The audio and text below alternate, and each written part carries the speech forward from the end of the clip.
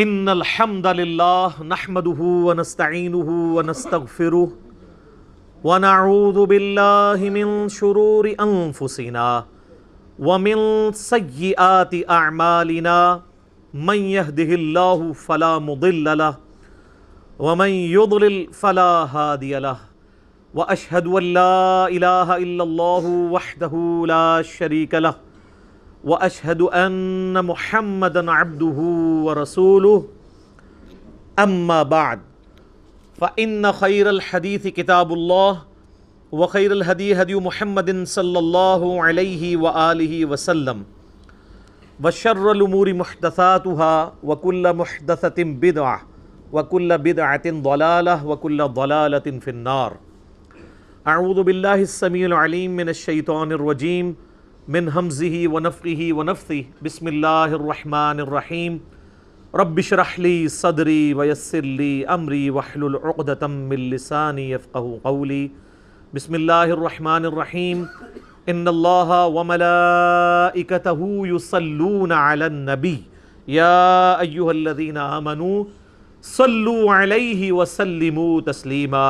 اللهم صل على محمد وعلى آل محمد كما صليت على إبراهيم وعلى آل إبراهيم إنك حميد مجيد.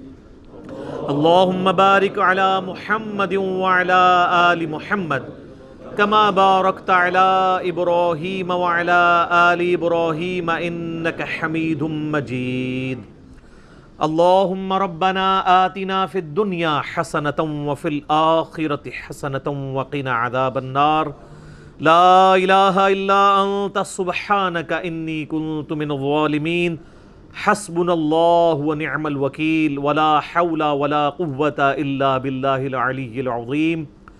یا حی یا قیوم برحمتک استغیث اصلح لی شأنی کلہ ولا تکلنی الی نفسی طرفۃ عین.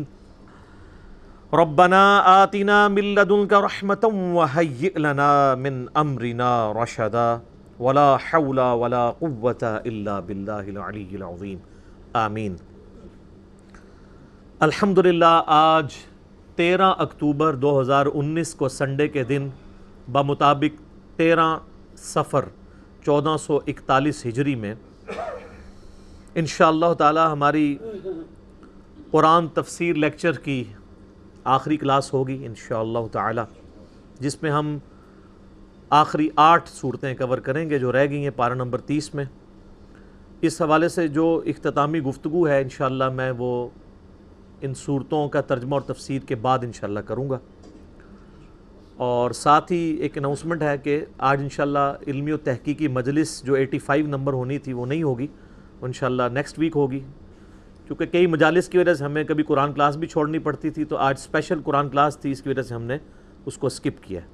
لیکن اس کا ایڈوانٹیج آپ کے لیے اس حوالے سے ہوگا کہ جو میں پہلے آ کر ملاقات آپ لوگوں سے کرتا ہوں، آؤٹ اسٹیشن کے لوگ آج تو کافی لوگ ماشاءاللہ 200 پلس لوگ آئے ہوئے ہیں، تو وہ ملاقات انشاءاللہ بعد میں بھی 1.5-2 گھنٹے میں درس قرآن کی ریکارڈنگ کے بعد اویلیبل ہوں گا. آپ فی البدی آ کے مجھ سے کوسچنس کر سکیں گے.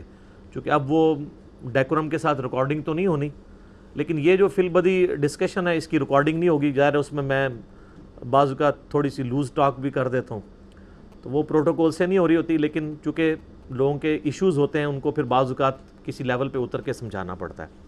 اور آلموسٹ جتنے بھی سوالات مجھ سے لوگ آ کے کرتے ہیں ان ملاقاتوں میں، تقریباً 95% سے زیادہ ایسے ہوتے ہیں جن پہ آلریڈی ہمارے کلپس ریکارڈڈ ہوتے ہیں. پھر بھی میں لوگوں کی دل جوئی کی خاطر دوبارہ ان کے اوپر ڈسکشن کر دیتا ہوں. ظاہر ہے اتنی دور سے لوگ آتے ہیں محبت کے ساتھ، تو پھر پروٹوکول دینا پڑتا ہے. میرے بھائیو، آج انشاءاللہ تعالی ہم سورۃ الماعون سے آغاز کریں گے. یہ بھی مکی سورت ہے. اعوذ باللہ من الشیطان الرجیم. بسم اللہ الرحمن الرحیم. ارائیت الذی یکذب بالدین. کیا تم نے اس شخص کو دیکھا ہے جو یوم دین کو یعنی قیامت کے دن کو جھٹلاتا ہے. ہم سورۃ الفاتحہ کے سٹارٹ میں بھی پڑھتے ہیں نا، مالک یوم الدین، جزا اور سزا یعنی بدلے کے دن کو جھٹلاتا ہے. تو جو شخص بدلے کے دن کو جھٹلائے گا اس کے اندر ایک خرابی ضرور آئے گی کہ وہ اپنی مرضی کی زندگی گزارے گا. جب اس کے دماغ میں یہ بات ہی نہیں ہے کہ وہ کسی کو اکاؤنٹیبل ہے تو ظاہر ہے کہ پھر وہ اپنی مرضی کی زندگی گزارے گا۔ اس کے پس منظر میں پہلے 2 صورتیں گزری ہیں، سورہ الفیل اور اس کے بعد سورہ قریش، یعنی مکے کا پورا ماحول اللہ تعالیٰ نے ڈسکس کیا ہے، اور اس ماحول کے اندر آپ صلی اللہ علیہ وآلہ وسلم کا ظہور ہونے والا ہے۔ اسی کانٹیکسٹ میں یہ تیسری صورت ہے۔ اس کے بعد انشاءاللہ اگلی صورت آئے گی انا اعطیناک الکوثر، نبی علیہ السلام کی بعثت کے حوالے سے اللہ تعالیٰ نے ڈسکشن کی ہے۔ تو جو روز جزا کے دن کو جھٹلاتا ہے، مشرکین عرب اللہ کو مانتے تھے لیکن قیامت کے دن کے منکر تھے، اس چیز کے منکر تھے کہ اللہ تعالیٰ مرنے کے بعد مردوں کو زندہ کر سکتا ہے۔ جو ہمارے عوام الناس مشہور ہیں جی وہ اللہ کو نہیں مانتے تھے۔ اللہ کو کیوں نہیں مانتے تھے میرے بھائی؟ اللہ کو نہ مانتے ہوتے تو نبی صلی اللہ علیہ وآلہ وسلم کے والد محترم کا نام عبداللہ ہوتا، اللہ کو ماننے والے تھے۔ تو آپ علیہ السلام کے والد محترم کا نام ہی بتا رہا ہے کہ وہاں پہ اللہ کا کنسیپٹ موجود تھا۔ ایشو یہ تھا کہ وہ اللہ کے ساتھ چھوٹے چھوٹے آلہہ کو بھی مانتے تھے، اور وہ یہ عقیدہ رکھتے تھے کہ یہ چھوٹے چھوٹے جو گاڈز ہیں، جو چھوٹے جی کے ساتھ لکھے جاتے ہیں، یہ اس کے سب آرڈینیٹس ہیں، چاہے وہ فرشتے ہیں، چاہے جنات ہیں، چاہے دیویاں ہیں، دیوتا ہیں، اللہ کے سب آرڈینیٹ ہیں۔ یہ جو کچھ کر رہے ہوتے ہیں اللہ کے اذن سے ہی، اللہ نے عطا کیتا ہوا ہے، وہی کنسیپٹ تھا۔ تو پھر خالص توحید کی آواز نبی علیہ السلام نے وہاں پہ بلند کی۔ فَذَلِكَ الَّذِي يَدُعُّ الْيَتِيمَ، ایسے بدبخت کی نشانی یہ ہے کہ وہ دھکے دیتا ہے یتیموں کو۔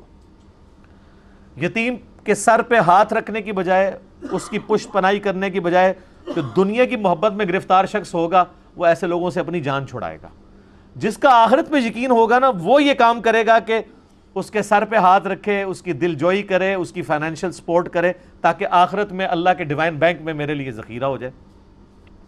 جو بخاری و مسلم دونوں میں حدیث ہے، نبی علیہ السلام نے فرمایا انسان کہتا ہے میرا مال میرا مال میرا مال، حالانکہ تیرا مال تو وہ ہے جو تو نے کھا لیا یا پہن کر بوسیدہ کر لیا یا اللہ کی راہ میں خرچ کر کے آخرت کے لیے ذخیرہ کر لیا، باقی تو تیرے ورثاء کا مال ہے۔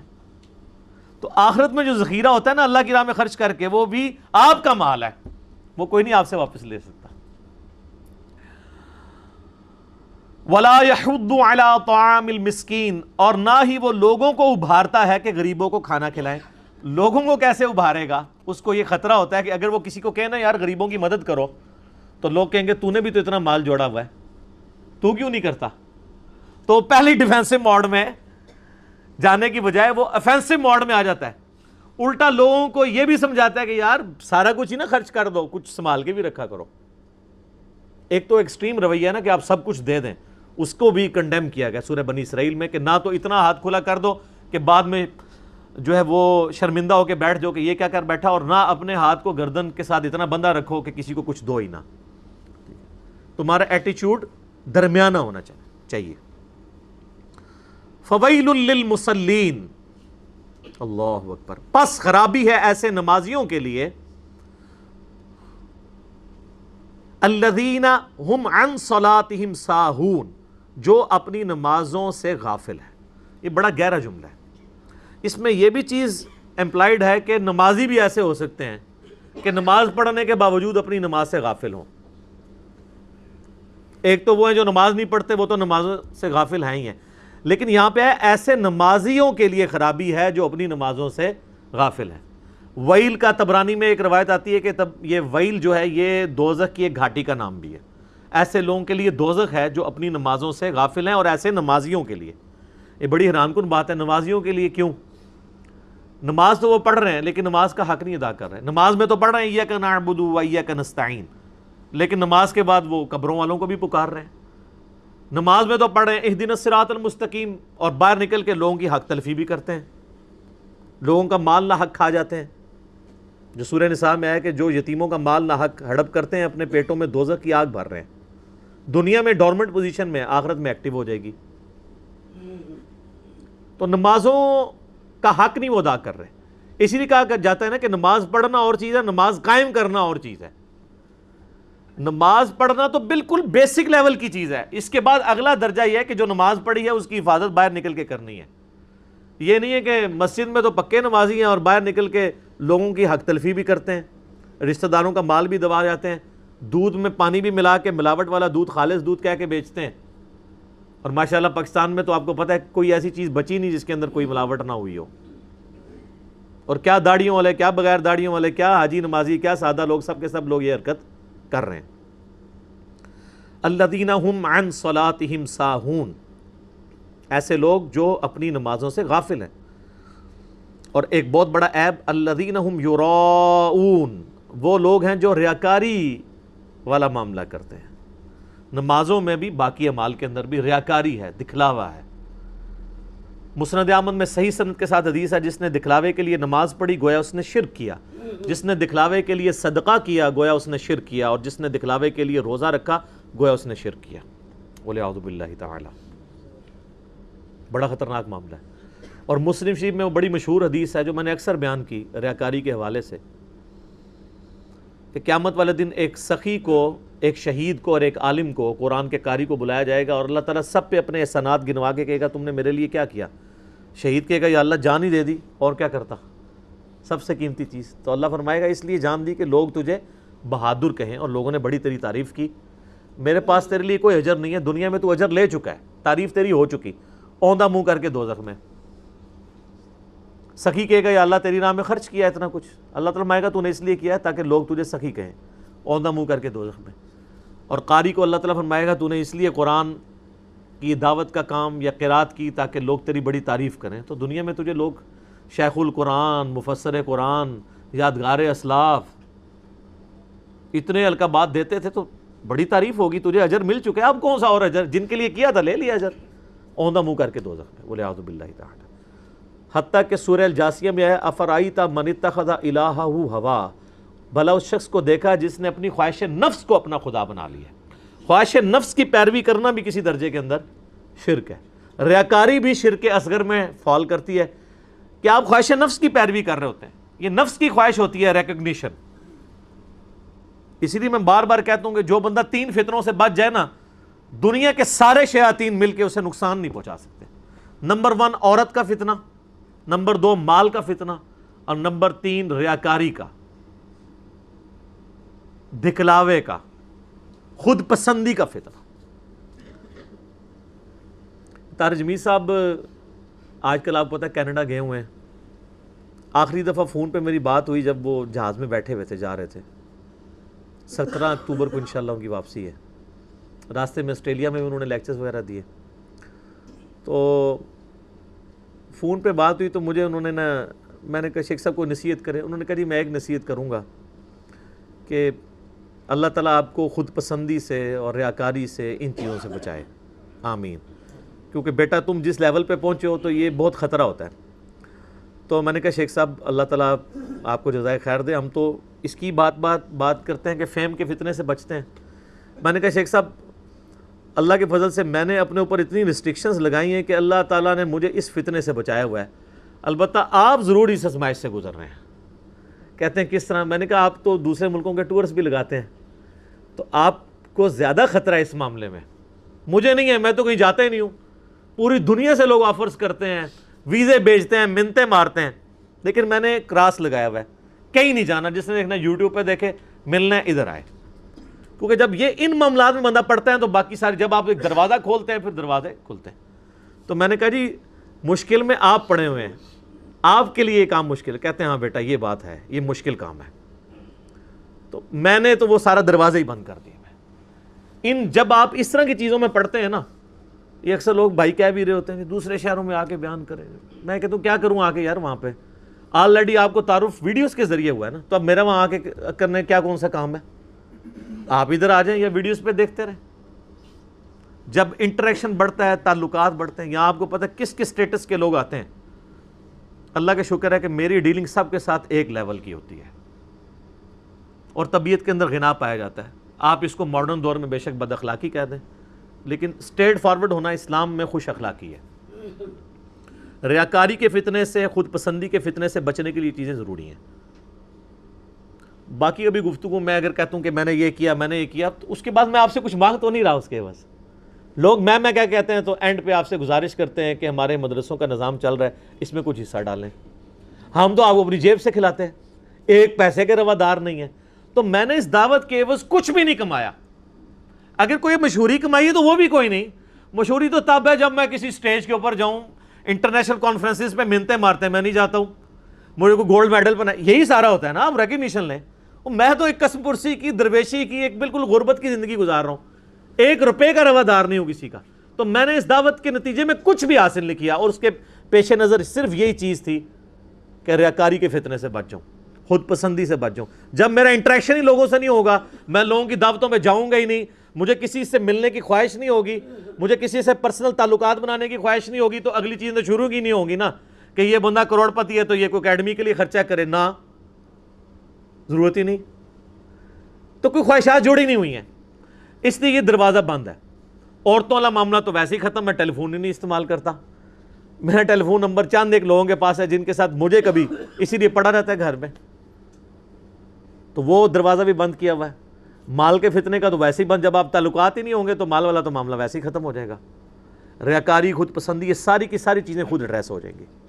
وَيَمْنَعُونَ الْمَاعُونَ، اور روزمرہ استعمال کی چیزیں وہ اتنا گرا ہوا ان کا کریکٹر ہوتا ہے کہ وہ عام استعمال کی برتنے کی چیزیں بھی کسی کو عاریتاً نہیں دیتے، جو کہ اتنی قیمتی چیز نہیں ہوتی.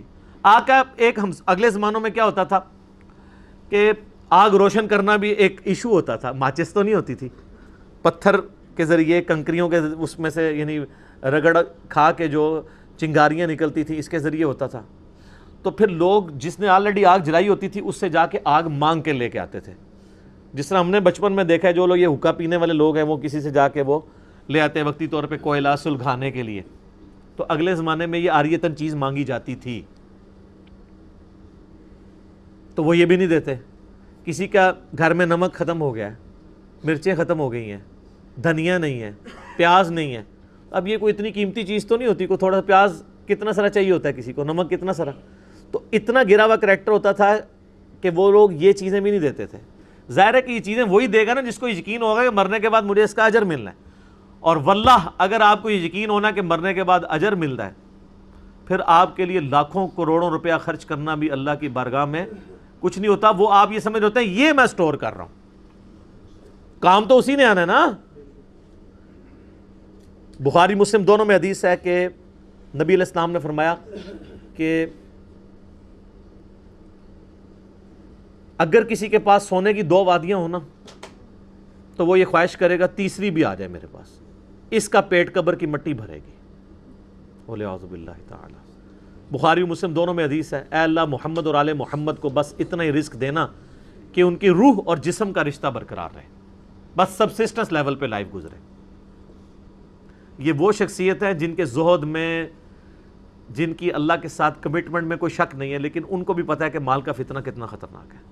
آپ دیکھیں نبی علیہ السلام کی جو زہد کی زندگی تھی یہ اڈاپٹڈ تھی، ورنہ آپ کے لیے مسئلہ تو کوئی نہیں تھا. بعد میں تو غزوہ خیبر کے بعد تو مال غنیمت بھی بہت آتا تھا، لیکن بخاری مسلم کھول کے دیکھیں نبی علیہ السلام کی وفات تک اماں عائشہ کہتی ہیں کہ بعض اوقات 1 مہینے، بعض اوقات 2، بعض اوقات 3 مہینے تک ہمارے گھر میں چولہا نہیں جلتا تھا. 2 کالی چیزوں، کھجور اور پانی پہ گزارا ہوتا تھا. سر، نبی علیہ السلام کا نام لینا بہت آسان ہے. ایئر کنڈیشن کمروں میں بیٹھ کے، ایئر کنڈیشن 1.5 2 کروڑ کی گاڑیوں میں بیٹھ کے، 5 10 کروڑ کے بنگلوں میں بیٹھ کے زہد و ورا کی باتیں کرنا، تو میرا خیال ہے اس کے بعد تو ہمیں خود اپنا شیشہ بھی دیکھ لینا چاہیے. ہاں، جب آپ اس تکلیف سے گزرتے ہیں نا پھر بات جچتی ہے. ایسے بندے کو بات جچتی ہے جو پریکٹیکلی اس طرح کی لائف گزار رہا ہو. اگلی سورت جی قرآن حکیم کی سب سے مختصر سورت، لیکن عربی لنگوسٹک کا شاہکار، اپنے مضامین کی گہرائی کے اعتبار سے بہترین سورت، سورۃ الکوثر. صحیح مسلم میں حدیث ہے، نبی علیہ السلام کو ایک دفعہ صحابہ کہتے ہیں ہم میں بیٹھے ہوئے تھے، آپ کو ہلکی سی غنودگی طاری ہوئی اور آپ اٹھے تو مسکرا رہے تھے. تو صحابہ نے پوچھا یا رسول اللہ کیوں مسکرائے؟ تو آپ صلی اللہ علیہ وآلہ وسلم نے فرمایا کہ مجھے اللہ تعالیٰ نے حوض کوثر عطا فرمایا ہے. یہ جنت کا ایک دریا ہے اور جس کے گرد برتنوں کی جو تعداد ہے وہ آسمان کے ستاروں کے برابر ہے، اور قیامت والے دن میں اپنے امتیوں کو اس میں سے جام پلاؤں گا۔ اور پھر آپ علیہ السلام نے اسی حالت میں فرمایا بسم اللہ الرحمن الرحیم انا اعطیناک الکوثر فصل لربک وانحر ان شانئک هو الابتر۔ وہ آپ پہ صورت اس وقت نازل ہوئی تھی۔ بخاری مسلم میں ڈیٹیلڈ احادیث ہیں حوض کوثر کے بارے میں، پورے چیپٹرز ہیں۔ مشکات کی تیسری جلد میں حوض کوثر کا پورا آپ کو شفاعت کا ایک چیپٹر ملے گا، اس میں حوض کوثر کا بیان کہ نبی علیہ السلام فرمایا یہ حوض کوثر اللہ نے مجھے عطا فرمائی ہے، جو ایسا مشروب ہے کہ جو ایک دفعہ پیے گا وہ دوبارہ پیاسا نہیں ہوگا۔ جنت میں لوگ مشروب پیئیں گے پیاس کی وجہ سے نہیں، لذت لینے کے لیے۔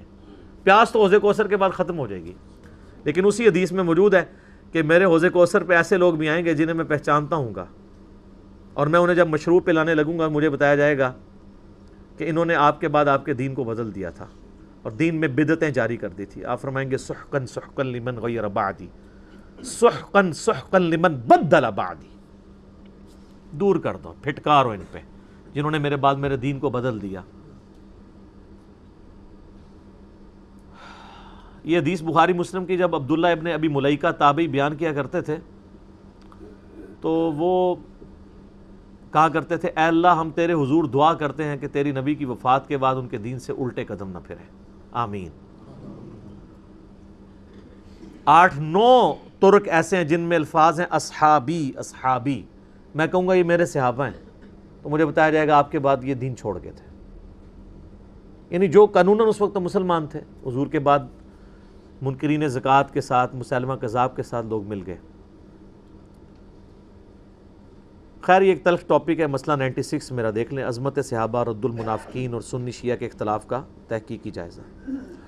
انا اعطیناک الکوثر، بے شک ہم نے آپ کو الکوثر عطا فرمائی، حوض کوثر، اور ایک معنی اس کا ہے خیر کثیر، ہر لحاظ سے کثرت، کسی نبی کے ماننے والے اتنے نہیں ہیں۔ بخاری مسلم میں حدیث ہے کہ قیامت والے دن بعض انبیاء آئیں گے 4 امتی، 3، بعض کے ساتھ 2، بعض کے ساتھ 1، اور کسی کے ساتھ 1 بھی نہیں ہوگا جو ان پہ ایمان لایا ہو۔ اور بخاری مسلم دونوں میں حدیث ہے، نبی علیہ السلام نے فرمایا جتنے بھی انبیاء ہیں ان پر تعداد ایمان لانے والوں کی ڈیپینڈ کرتی تھی اس نبی کو دیے گئے معجزے پر۔ مجھے اللہ تعالیٰ نے وہی کا معجزہ قرآن دیا ہے، میں اللہ سے امید کرتا ہوں سب سے زیادہ فالوورز قیامت والے دن میرے ہوں گے، کیونکہ میرا معجزہ سب سے بڑا ہے، اس معجزے کی وجہ سے۔ تو یہ بھی کوثر ہے، نبی علیہ السلام کی اولاد خیر کثیر عطا فرمائی، آپ کی امت ماشاءاللہ 1.5 ارب تو ہیں جو امت اجابت ہیں، جنہوں نے دعوت قبول کر لی ہے۔ فصلی لربک وانحر، پس آپ نماز پڑھا کریں اپنے رب کے لیے اور قربانی کیا کریں۔ اور یہی ترتیب ہماری عید والے دن بھی ہوتی ہے۔ بخاری مسلم دونوں میں حدیث ہے جس شخص نے نماز سے پہلے قربانی کر لی اس نے اپنے لیے اور گوشت کھانے کے لیے کی، اور جس نے نماز کے بعد کی اس نے اللہ کے لیے کی۔ تو عید والے دن ہم پہلے نماز پڑھتے ہیں، اس کے بعد نحر کرتے ہیں، اونٹ کو نحر کرنا سنت ہے، یہ نحر کا لفظ یہاں پہ آیا قربانی کرنا۔ ان نشانیک هو الابتر، بے شک آپ کا دشمن ہی بے نام و نشان رہے گا۔ آپ علیہ السلام کے 4 بیٹے بچپن میں آپ کو پتہ ہے فوت ہو گئے، تو کافر کہتے تھے کہ یہ تو بے نام و نشان ہے، جب بیٹے ہی نہیں ہے تو نسل تو بیٹے سے چلتی ہے۔ تو اللہ تعالیٰ فرمایا یہ بے نام و نشان رہیں گے۔ آج ابو جہل کا نام زندہ ہے تو نبی علیہ السلام کی وجہ سے، ورنہ اسے کون جانتا ہے؟ اور آپ کو اللہ تعالیٰ نے اولاد بھی دی خیر کثیر، پوری دنیا کے اندر سید موجود ہیں آپ کی اولاد، اور روحانی جو اولاد دی مسلمانوں کی شکل میں وہ دیکھ لیں 1.25 ارب 1.5 ارب کے قریب ہے۔ جتنے لوگ ہیں نبی علیہ السلام کے ماننے والے آپ کی روحانی اولاد ہیں، کیونکہ النبی اولیٰ بالمؤمنین من انفسہم وازواجہ امہاتہم، نبی مومنین کی جانوں سے بڑھ کے ان پہ حق رکھتے ہیں، اور نبی کی بیویاں امت کی مائیں ہیں۔ تو نبی کی بیویاں جب امت کی مائیں ہیں تو نبی علیہ السلام امت کے کیا ہوئے؟ روحانی باپ، اور امت کیا ہوئی؟ روحانی اولاد۔ ٹھیک ہو گیا؟ اگلی صورت ہے سورۃ الکافرون، بڑی سخت صورت ہے، کیونکہ دائی کا انداز یہ نہیں ہوتا کہ وہ کہے اے کافرو، دائی تو ہمیں ہمیشہ کہتا ہے یا ایھا الناس، اے لوگو، اور جو ایمان لے آئے ان کو یا ایھا الذین آمنو، لیکن اس میں بڑا سخت انداز ہے، قل یا ایھا الکافرون، اے نبی کہہ دو اے کافرو۔ یہ دائی کا سٹائل نہیں ہے، لیکن یہ کڑوی بات کے پیچھے نبی علیہ السلام کی کم از کم 10 سال کی دعوت توحید ہے۔ اسی میں کہتا ہوں کسی کا ایک جملہ سن کے اس کے کریکٹر کو آپ جسٹیفائی نہیں کر سکتے۔ اگر کسی کو پہلی دفعہ یہ پڑھائی جائے قل یا ایھا الکافرون، تو کیا کہیں گے؟ یار یہ طریقہ ہے بات کرنے کا؟ ابھی تو تم نے بات شروع کی، ایک کافر تو یہی کہے گا نا، ابھی تو تم نے مجھے بات کرنی شروع کیا تو پہلے اوے کافر۔ تو اس لیے میرے بھی کسی ایک کلپ کے ٹکڑے کو دیکھ کے میرے کریکٹر کو آپ ڈیفائن نہ کیا کریں۔ اگر میں کسی کو کہتا ہوں ناسبی اور یزیدیو، تو پیچھے پوری یزیدیت ہوتی ہے جو میں نے بڑے پیار سے پہلے ایڈریس کی ہوئی ہے 2011 سے لے کے 19 تک، پھر اینڈ پہ جا کے ہوتا ہے ایک جملے سے کسی کو آپ کنکلوڈ نہیں کر سکتے۔ یہ جو سورۃ الکافرون ہے نا جی، جامعہ ترمذی میں حدیث ہے، نبی علیہ السلام کو ایک صحابی نے کہا یا رسول اللہ مجھے کوئی وظیفہ تعلیم فرمائیں، رات کو سونے سے پہلے میں پڑھ لیا کروں۔ آپ فرمایا سورۃ الکافرون رات کو سونے سے پہلے پڑھ لیا کرو، یہ شرک سے بیزاری ہے، یعنی تجدید ایمان ہے اس میں، شرک سے بیزاری ہے اس میں۔ اور ایک اور حدیث ہے سنن دارمی میں، سنن نسائی الکبریٰ کے اندر صحیح سند کے ساتھ، آپ علیہ السلام نے ایک شخص کو قل یا ایھا الکافرون پڑھتے ہوئے سنا تو آپ نے فرمایا یہ شرک سے آزاد ہو گیا یہ بندہ۔ اور پھر ایک اور شخص کو سنا وہ سورہ اخلاص پڑھ رہا تھا تو آپ نے فرمایا جنت واجب ہو گئی اس پہ۔ یہ جوڑا ہے اس اعتبار سے، اس میں شرک سے برات ہے اور اس میں اقرار توحید ہے۔ سورۃ الاخلاص وہ تو آئے گی جب میں انشاءاللہ اس پر ڈسکشن کروں گا۔ تو یہ ایسا جوڑا ہے محبوب نبی علیہ السلام کو کہ صحیح مسلم میں حدیث ہے کہ نبی علیہ السلام فجر کی سنتوں میں پہلی رکعت میں قل یا ایھا الکافرون اور دوسری میں قل ھو اللہ احد پڑھتے تھے۔ پھر طواف کعبہ کے بارے میں صحیح مسلم میں آتا ہے کہ نبی علیہ السلام طواف کعبہ کے بعد جو 2 نفل پڑھا کرتے تھے اس میں پہلی رکعت میں قل یا ایھا الکافرون اور دوسری میں قل ھو اللہ احد، اور بعض روایتوں میں آتا ہے پہلی میں سورہ اخلاص اور دوسری میں قل یا ایھا الکافرون۔ یہ ترتیب والا بھی دھوکہ ہی دیا ہوا ہے نا، میرا پیچھے دنوں کلپ بھی چڑھا ہے قرآن الٹا پڑھنا، وہ تو قرآن خود الٹا ہے اس اعتبار سے کہ جو صورتیں پہلے نازل ہوئی ہیں وہ پارہ نمبر 30 میں ہیں، اور جو 13-14 سال بعد نازل ہوئی ہیں وہ پارہ نمبر 1 میں ہے۔ تو وہ الٹا قرآن پڑھنا یہ نہیں ہوتا، ترتیب کو بدل کے بھی پڑھے۔ مسلم شریف میں حدیث ہے نبی علیہ السلام نے صحابہ کہتے ہیں ہمیں نماز پڑھائی، پہلی رکعت میں سورہ نساء پڑھی، دوسری میں سورہ آل عمران پڑھی۔ تو مصحف کی ترتیب سے کوئی پلٹ کے بھی قرآن پڑھ لے تو الٹا قرآن شمار نہیں ہوتا، وہ نہ اس پہ سجدہ صاحب واجب ہوگا بلکہ یہ سنت ہوگی۔ باقی صورتوں کے فضائل پہ میرا مسئلہ نمبر 112 A B C 3 ہے، 12 صورتوں کے فضائل کے اوپر وہ آپ دیکھ سکتے ہیں۔ قل یا ایھا الکافرون، اے نبی ان سے کہہ دو اے کافرو، لا اعبد ما تعبدون، میں اس کی پرستش نہیں کرتا نہ کروں گا جن کی تم پر پرستش کرتے ہو، ولا انتم عابدون ما اعبد، اور نہ ہی تم عبادت کرنے والے ہو اس خدا کی جس کی میں عبادت کرتا ہوں۔ یعنی یہ ہٹدھرمی کے ساتھ رہو گے تو پھر تم اسی شرک میں مبتلا رہو گے۔ ولا انا عابد ما عبدتم، اور دوبارہ میں کہتا ہوں کہ میں کبھی بھی عبادت نہیں کرنے والا، ہرگز عبادت نہیں کرنے والا ان معبودوں کی جن کی تم کرتے ہو۔ ولا انتم عابدون ما اعبد، اور نہ ہی کوئی نظر آ رہا ہے کہ تم اس رب کی خالص توحید کے ساتھ عبادت کرو گے کہ جس کو میں پوجتا ہوں۔ لکم دینکم ولی دین، تمہارے لیے تمہارا دین، میرے لیے میرا دین۔ لیکن یہ اتنے غصے والی باتیں، اتنی اسٹریٹ فارورڈ باتیں، میٹھی میٹھی باتیں نہیں، اس کے پیچھے میٹھی میٹھی باتیں ہیں، یہ کنکلوژن ہے ان کا۔ آخری درجے میں جب دائی اپنی حجت تمام کر دیتا ہے پھر وہ یہی کہتا ہے بھئی لکم دینکم ولی دین۔ اللہ معافی دے، آپ کے علماء لکم دینکم ولی دین جو ہے نا ایک دوسرے فرقوں کے لیے استعمال کرتے ہیں۔ ہاں، یعنی آپ کسی کو بتائیں کہ یار یہ لکھا ہے قرآن میں، لکھا ہے بخاری مسلم میں، جب وہ بالکل لاجواب ہو جاتا ہے کہتا ہے لکم دینکم ولی دین۔ حالانکہ دین تو دونوں کا ایک ہوتا ہے، ان الدین عند اللہ الاسلام، اللہ کے حضور تو دین اسلام ہی ہے نا۔ یہ تو اسلام کے فرقے ہیں یا اسکول آف تھاٹ ہیں یا مذاہب ہیں، یہ دین تو الگ الگ نہیں ہے۔ کوئی کہ بریلوی ایک علیحدہ سے دین ہے، دیوبندی علیحدہ سے دین ہے، اہل حدیث دین ہے، یا شیعہ ایک علیحدہ سے دین ہے۔ یہ سب کے سب لوگ ویسے باقیوں کو اپنے علاوہ بے دین ہی سمجھ رہے ہوتے ہیں، لیکن سب مذاہب ہیں، اسکول آف تھاٹ ہیں۔ نہ کوئی یہ دعویٰ کر سکتا ہے کہ سارا دین ہی ان کے اندر ہے، البتہ یہ سارے کے سارے دین کے اندر ہیں۔ کسی کوئی چیز پازیٹیو ہے، کسی کی کوئی چیز پازیٹیو ہے، اور ماشاءاللہ نیگیٹو چیزیں ساروں میں موجود ہیں۔ ٹھیک ہو گیا جی۔ اگلی صورت ہے سورۃ النصر۔ یہ مدنی صورت ہے۔ میرے استاد ڈاکٹر اسرار صاحب رحمہ اللہ کہتے تھے یہ مکی صورت ہے، اور یہ اللہ تعالیٰ مستقبل کی خبر دے رہا ہے کہ ایک وقت آئے گا کہ رسول اللہ کو فتح نصیب ہوگی۔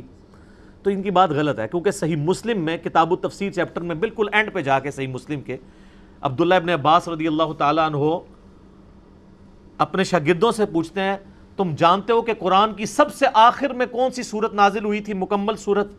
تو شاگردوں نے کہا کہ وہ اذا جاء نصر اللہ والفتح تھی۔ تو ابن عباس نے فرمایا ہاں یہی صورت تھی جو سب سے آخر میں قرآن میں نازل ہوئی، یہ مسلم شریف میں حدیث ہے۔ تو ڈاکٹر سرار صاحب کا موقف اس حوالے سے غلط ہے، اور یہ فٹ ان بھی بیٹھتی ہے یہ بات کہ یہ نبی علیہ السلام کی وفات کی خبر تھی۔ اس میں صحیح بخاری میں حدیث ہے، امیر المومنین سیدنا عمر رضی اللہ تعالیٰ عنہ سے مہاجرین سینئر صحابہ نے شکایت کی کہ ہمارے بچے بھی بڑے پڑھے لکھے ہیں، لائق ہیں، لیکن آپ یہ اپنے باس کو اپنے پاس کیوں بٹھا کے رکھتے ہیں ہر وقت، اور ہر مسئلے میں اس سے آپ مشورہ کرتے ہیں، حالانکہ اس کی عمر تو صرف 15 سال ہے، کیونکہ نبی علیہ السلام کی وفات کے وقت 13 سال کے تھے وہ۔ تو حضرت عمر نے ایک میٹنگ کال کی تاکہ ان تک صحیح بات پہنچائی جائے، اس میں آپ نے سارے سینئر صحابہ کو بٹھایا، یہ صحیح بخاری میں ہے، اور آپ نے صحابہ کرام سے پوچھا مجھے بتاؤ یہ جو سورہ النصر ہے اذا جاء نصر اللہ والفتح، اس کی تشریح کوئی شخص کرے، یہ کس کانٹیکسٹ میں نازل ہوئی ہے؟ کچھ صحابہ نے تو کہا ہمیں پتہ نہیں ہے، حالانکہ سینئر تھے۔ یہ بھی آج بھی لوگ کہتے ہیں نہیں ہم تو سفید داڑھی ہوگی پوری زندگی کوئی گل سنی نہیں ہے، یار صحابہ میں بھی ایسے لوگ موجود تھے، سارے تو پڑھے لکھے نہیں تھے، کچھ نے کچھ خبر دی، کچھ نے کچھ بات کی، کچھ نے کچھ کی۔ سیدنا عمر نے مطمئن نہیں ہوئے، آپ نے اینڈ میں عبداللہ ابن عباس سے کہا کہ بتاؤ اس کی تفسیر کیا؟ انہوں نے کہا اس میں نبی علیہ السلام کی وفات کی خبر ہے، کیا فتح آ چکی ہے؟ قریش کو اللہ نے غلبہ دے دیا ہے، قریش کے دبدبے کی وجہ سے لوگ گروہ در گروہ دین میں داخل ہوں گے، اور حضور کو کہا جا رہا ہے اب آپ استغفار کریں، آپ کا وقت قریب آ گیا۔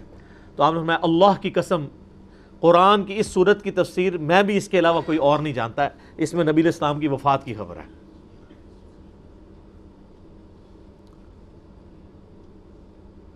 اور بخاری مسلم میں وہ حدیث بھی ہے نا، میں نے وفات النبی پہ پورا لیکچر دیا ہے، مسئلہ 163، کہ صحابہ کرام کہہ رہے ہیں نبی علیہ السلام نے ایک دفعہ خطبے میں بات کی کہ اللہ تعالیٰ نے ایک بندے کو اختیار دیا تھا، چاہے تو وہ قیامت تک دنیا میں رہے تو چاہے وہ اللہ کے پاس واپس آ جائے، تو بندے نے آخرت کو اڈاپٹ کیا اللہ کے پاس جانے کو، ایک جنرل بات کی XYZ۔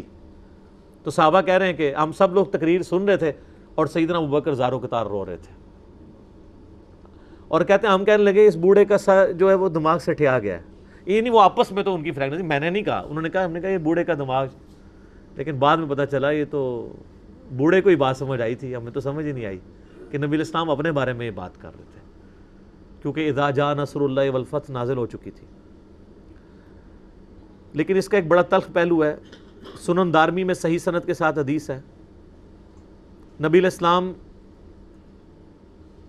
پہ جب یہ صورت نازل ہوئی نا تو آپ نے اس صورت کی تلاوت کی اذا جاء نصر اللہ والفتح۔ اس کے بعد آپ نے فرمایا کہ عنقریب میری وفات کے بعد جس طرح لوگ گروہ در گروہ دین میں داخل ہوئے ہیں نا، میرے دین کو چھوڑ بھی جائیں گے۔ یعنی آپ کو تو نظر آ رہا تھا نا کہ بعد میں لوگ عرب قبائل مرتد ہو گئے، آپ کو پتہ ہے کتنی مشکل سے حضرت ابوبکر نے پورا سسٹم سنبھالا ہے۔ سر عمر سیریز دیکھ لیں، ہم بار بار کہتے ہیں اسلامک ریولوشن دیکھنی ہے۔ قطر والوں نے 30 اقساط پہ سیدنا عمر کی بایوگرافی پہ پوری ایک فلم بنائی ہے، اب تو ماشاءاللہ پوری اردو ڈبنگ بھی ہو چکی ہے۔ ہمارے واٹس ایپ گروپس میں رابطہ کریں، یوٹیوب پہ کاپی رائٹس کا کلیم آ جاتا ہے اس لیے ہم نے اپلوڈ نہیں کی ہوئی ہے، تو آپ لوگ رابطہ کریں تو آپ کو 30 کی 30 اقساط مل جائیں گی اردو ڈبنگ کے ساتھ، سب ٹائٹل نہیں، اردو ڈبنگ کے ساتھ۔ تو اس میں یہ ساری چیزیں انہوں نے فلمائی ہیں۔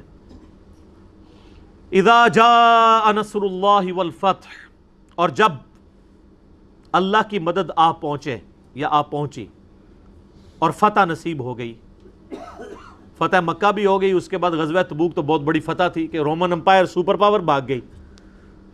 پہلے 1.5 لاکھ کا لشکر لے کے وہ تبوک کے پاس آ گئے تھے، جب نبی علیہ السلام گئے تو وہ پہلے ہی لشکر لے کے بھاگ گیا، روپ پڑ گیا اس پہ۔ وَرَأَيْتَ النَّاسَ يَدْخُلُونَ فِي دِينِ اللَّهِ أَفْوَاجًا، اور تم دیکھ رہے ہو کہ لوگ گروہ در گروہ اللہ کے دین میں داخل ہو رہے ہیں، کیونکہ قبائلی سسٹم تھا، جب قبیلے کا سردار مسلمان ہوتا تھا نا، پورے کے پورا قبیلہ کلمہ پڑھ لیتا تھا، پھر قبیلے کی اپنی مرضی نہیں ہوتی تھی. یہ ہے ویسے نیگیٹو چیز تھی. اسلام نے اسی چیز کو ختم کیا ہے. اسلام دور جدید کا خالق ہے. جو کتاب لکھی نا وحید الدین خان صاحب نے, کہ دور قدیم میں بادشاہ کا مذہب رکھنا آپ پہ واجب ہوتا تھا. یعنی رومن امپائر کا ہیڈ بت پرست تھا, پوری امپائر بت پرست تھی. جب کانسٹنٹائن 2 نے عیسائیت قبول کی, پوری رعایا کو مجبوراً عیسائیت قبول کرنی پڑی. اسلام نے اس کے خلاف بات کی ہے کہ ہر شخص آزاد ہے, اس کو حق ہے. لیکن قبائلی سسٹم تھا, تو وہ قریش کا غلبہ انہوں نے مان لیا, بیعت کر لی کہ آپ ہمارے لیڈر ہو, تو چلو آپ کا دین بھی ہم اڈاپٹ کرتے ہیں. ان کو کوئی غرض نہیں تھا, کنوکشن نہیں تھی. اس لیے ہے نا قالت الاعراب آمنا, یہ پینڈو بادیہ نشین لوگ کہتے ہیں ہم ایمان لے کے ہیں. فرماؤ تم ایمان نہیں لائے, صرف اسلام لے کے آئے ہو. اسلام کا مطلب کیا ہے؟ سر تسلیم خم کیا ہے.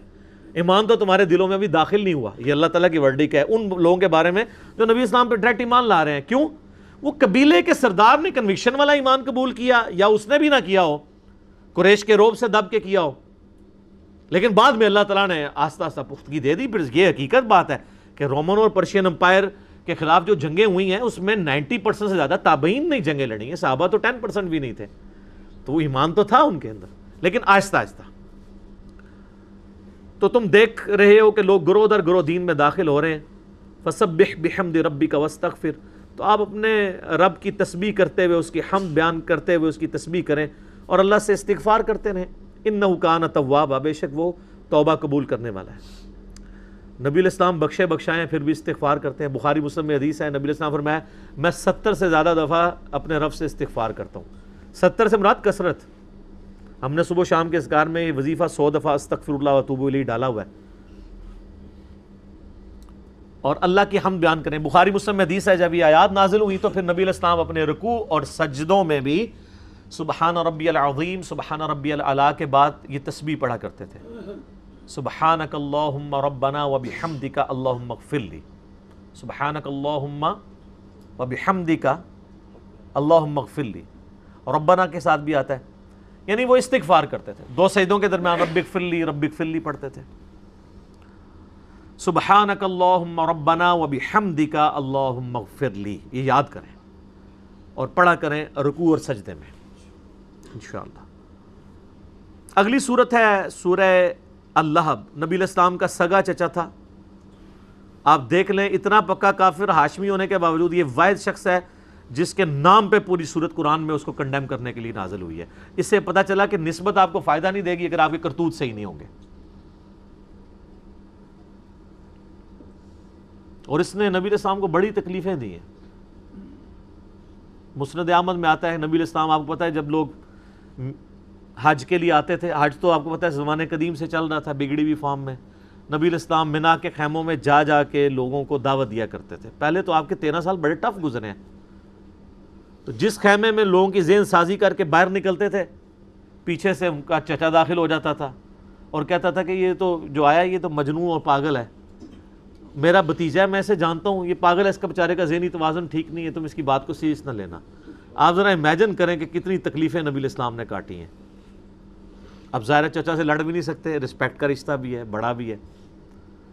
تو صحیح بخاری میں آتا ہے جب آپ کو اعلانیہ دعوت کا حکم آیا نا 3 سال کے بعد, تو نبی علیہ السلام صفا کی پہاڑی پہ چڑھ کے, جو آپ بچپن سے اپنی کتابوں میں پڑھ رہے ہیں, تو آپ صلی اللہ علیہ وآلہ وسلم نے, اس وقت عرب کا ایک کلچر تھا کہ جب کبھی اپنی قوم کو یعنی کسی خطرے سے آگاہ کرنا ہوتا تھا نا, تو جس شخص کے پاس وہ خطرے کی خبر آتی تھی تو وہ اونچی پہاڑی پہ چڑھ کے نا تو وہ اناؤنسمنٹ کرتا تھا یا صباحا, ہائے وہ بری صبح, یعنی وہ, اور اناؤنسمنٹ کرتا تھا کہ فلاں قبیلہ تم پہ حملہ آور ہونا. ظاہر لوٹ ماری کرتے تھے نا عرب کے لوگ. تو نبی علیہ السلام نے اس طریقے کو یوٹیلائز کیا جس طرح ہم یوٹیوب کو یوٹیلائز کر رہے ہیں پازیٹیو کام کے لیے. ہم بھی یہی کہہ رہے ہیں یا صباحا, مولوی نے تہاڑی صبح بھی آخرت برباد کر چڑی جائے, باچے جاؤ, ٹھیک ہے نا, چیخ چیخ کے کہہ رہے ہیں. نبی علیہ السلام نے بھی اس وقت یہ ٹیکنالوجی یوز کی, آپ صفا پہ چڑھ گئے اور آپ نے یہ آواز بلند کی, تو سارے لوگوں کو جمع کیا. اور پھر آپ علیہ السلام نے جب لوگ جمع ہو گئے باقاعدہ دعوت بھی کی, سیدنا علی کو گھر گھر بھی بھیجا, یعنی اکرام مسلم بھی کیا, جس طرح آپ کو ہم انشاءاللہ آج ختم قرآن کے اوپر بریانی کھلائیں گے انشاءاللہ. تو آپ صلی اللہ علیہ وآلہ وسلم نے وہاں پہ کہا کہ اگر میں کہوں کہ اس پہاڑ کے پیچھے سے ایک فوج آ رہی ہے جو تم پہ حملہ آور ہونے والی ہے، جو کہ عرب کے کلچر میں تھا لوٹ مار والا، تو انہوں نے کہا آپ صادق اور امین، ہم نے آپ کو بھی جھوٹ بولتے ہوئے نہیں پایا، تو یقیناً آپ کی تصدیق کریں گے۔ تو آپ علیہ السلام فرمایا پھر میں تمہیں خبر دیتا ہوں، تمہیں مر کے اپنے رب کے حضور پیش ہونا ہے، ایک اللہ کو مانو، اس کے ساتھ کسی کو شریک نہ ٹھہراؤ۔ ساتھ ہی ان کے چہرے لٹک گئے، توحید کی بات سن کے چہرہ تو لٹکتا ہی ہے۔ تو یہ زیادہ خبیث تھا ابو لہب، تو اس نے نبی علیہ السلام کے بارے میں بکواسات کیے، آپ کو بددعائیں دیں، گالیاں دیں کہ تو نعوذ باللہ تیرے ساتھ یہ ہو، تو نے اس کام کے لیے ہمیں بلایا تھا۔ اب اللہ تعالیٰ کو اس بات کے اوپر بڑا غصہ آیا، تو اللہ تعالیٰ نے اس کے ساتھ پھر وہی سلوک کیا جس کا وہ حقدار تھا۔ نبی علیہ السلام تو آپ کو پتہ ہے ایک اخلاق کے اعلیٰ ترین درجے پہ تھے، آپ وہ زبان کا بھی اس طرح کی یوز نہیں کرتے تھے، لیکن اللہ تو اللہ ہے، اپنے کسی بندے کو بعد ازالی کا زنیم بھی کہہ دے کہ اس گستاخ کی تو اصل میں ہی خطا ہے، یہ تو آؤٹ آف ویڈ لاک پیدا ہوا ہے، یہ تو حلالی ہے نہیں ہے، ولید بن مغیرہ کو، اللہ تو اپنے بندوں کو کچھ بھی کہہ سکتا ہے۔ تو اللہ نے اپنے نبی کے دفاع میں جو اس نے بددعائیں دی تھیں اس کانٹیکسٹ میں، یہ بعض کافر بھی صورت کے اوپر اعتراض کرتے ہیں کہ یہ تمہارے رب کی تو لینگویج ہی بڑی عجیب ہے، وہ تو بددعائیں، وہ تو ایک بوڑھی اماں کی طرح بددعائیں دیتا ہے، تو یہ ایسا نہیں ہے، ایک پورا کانٹیکسٹ ہے اس کے اندر۔ تبت یدا ابی لہب وتب، ٹوٹ جائیں ابو لہب کے دونوں ہاتھ اور وہ تباہ و برباد ہو گیا۔ اس میں اللہ نے پیش گوئی کر دی کہ یہ اب اسلام بھی قبول نہیں کرے گا۔ اس صورت کے بعد 10 سال وہ زندہ رہا ہے، قرآن کو جھوٹا ثابت کر سکتا تھا اسلام قبول کر کے، کہ قرآن تو کہہ رہا ہے کہ تو دوست کی ہے، تو دیکھ میں کلمہ پڑھ لیا، لے عمر دوزے کی سوٹ کے دسو، لیکن نہیں سر، جب ختم اللہ علی قلوبہم وعلی سمعہم وعلی ابصارہم ہو جائے تو پھر سر دنیا کے سارے علماء، مشائخ، انبیاء، فرشتے مل کے بھی کسی کو کلمہ نہیں پڑھا سکتے۔ انک لا تہدی من احببت ولکن اللہ یہدی من یشاء، اے نبی جس سے تم محبت کرتے ہو تم اسے ہدایت نہیں دے سکتے، بلکہ اللہ جسے چاہتا ہے ہدایت دیتا ہے۔ یہ بڑا کریٹیکل ایشو ہے میرے بھائیو۔ ما اغنی عنہ مالہ وما کسب، اسے کوئی فائدہ نہیں پہنچایا اس کے مال نے اور جو کچھ وہ کمات کے جوڑتا رہا، کوئی چیز اس کے کام نہیں آئے گی۔ سیصلی نارا ذات لہب، ان قریب وہ جھونک دیا جائے گا شعلوں والی آگ میں۔ وامرأتہ حمالۃ الحطب، اور اس کی جو بیوی ہے وہ بھی بدبخت ایندھن اٹھانے والی ہوگی۔ دنیا میں وہ یعنی اس کے بارے میں مشہور ہے کہ وہ لکڑیوں کے گٹھے اٹھا کے لاتی تھی، لیکن بعض مفسرین نے یہ کیا کہ قیامت والے دن وہ اپنے خاوند کے لیے ایندھن بن رہی ہوگی، اس اعتبار سے کہ یہ بھی دوزخ میں جل رہی ہوگی، اور وہ بھی اسی طریقے سے دشمن تھی، سخت دشمن تھی نبی صلی اللہ علیہ وآلہ وسلم کی۔ فی جیدہا حبل من مسد، اور اس کے گلے میں قیامت والے دن اس رسی کا پٹا ہوگا، یعنی جس رسی میں وہ باندھ کے لاتی ہے نا لکڑیاں، گھر کے کام کاج کرتی ہے، یہی اس کے گلے میں پٹے کے طور پہ ڈالا جائے گا۔ اب پتہ نہیں یہ اگر آپ تفسیر اٹھائیں نا تو جو الفاظ انہوں نے نبی علیہ السلام کے لیے استعمال کیے نا ان ساروں کا اللہ تعالیٰ نے پریسائز انداز میں اس میں جواب دیا۔ اور یہ دیکھیں ایسی لعنتیں اس کے اوپر پڑی ہیں کہ مسلمانوں کی جہری نمازوں میں اکثر یہ صورت پڑھی جاتی ہے، کیونکہ اس کا جوڑا بنتا ہے سورہ اخلاص کے ساتھ۔ تو پہلی رکعت میں تبت یدا پڑھتے ہیں، دوسری میں سورہ اخلاص۔ عموماً جو لوگ سورہ اخلاص پڑھنا چاہتے ہیں، کیونکہ ان بیچاروں کے دماغ میں یہ بھی ہوتا ہے نا کہ وہ جی ترتیب نہیں الٹ کر سکتے، یہ بھی غلط مسئلہ ہے میں نے بتایا، اور پھر وہ کہتے ہیں کم از کم 2 سورتوں کا وقفہ ہونا چاہیے، ورنہ تو پہلی میں آپ اذا جاء نصر اللہ والفتح اور دوسری میں پڑھ سکتے ہیں، وہ کہتے ہیں نہیں بیچ میں ایک سورت ہے، 2 کا کم از کم وقفہ، چونکہ کہانیاں بنائی ہیں تو ایک کہانی کو بچانے کے لیے کتنی کہانیاں پھر اور چلنی پڑتی ہیں۔ اب میرے بھائیو آخری 3 صورتیں ہیں قرآن حکیم کی، ان پہ میں ڈیٹیل بول چکا ہوں، میرے یوٹیوب کے اوپر کلپ بھی اس کے اوپر موجود ہیں، جادو ٹونا، وبائی امراض، قدرتی حادثات سے بچنے کے وظائف۔ ان 3 صورتوں پہ بھی پورا ایک لیکچر ہو سکتا تھا، لیکن چونکہ آلریڈی ریکارڈڈ ہے تو میں نے پھر اس کو سکپ کیا ہے۔ یہ آخری 3 صورتیں ہیں المعوذات، 3 پناہ دینے والی صورتیں۔ کس کی پناہ؟ اللہ کی۔ اور ان میں سے آخری 2 صورتیں ان کو کہتے ہیں المعوذتین، 2 پناہ دینے والی صورتیں۔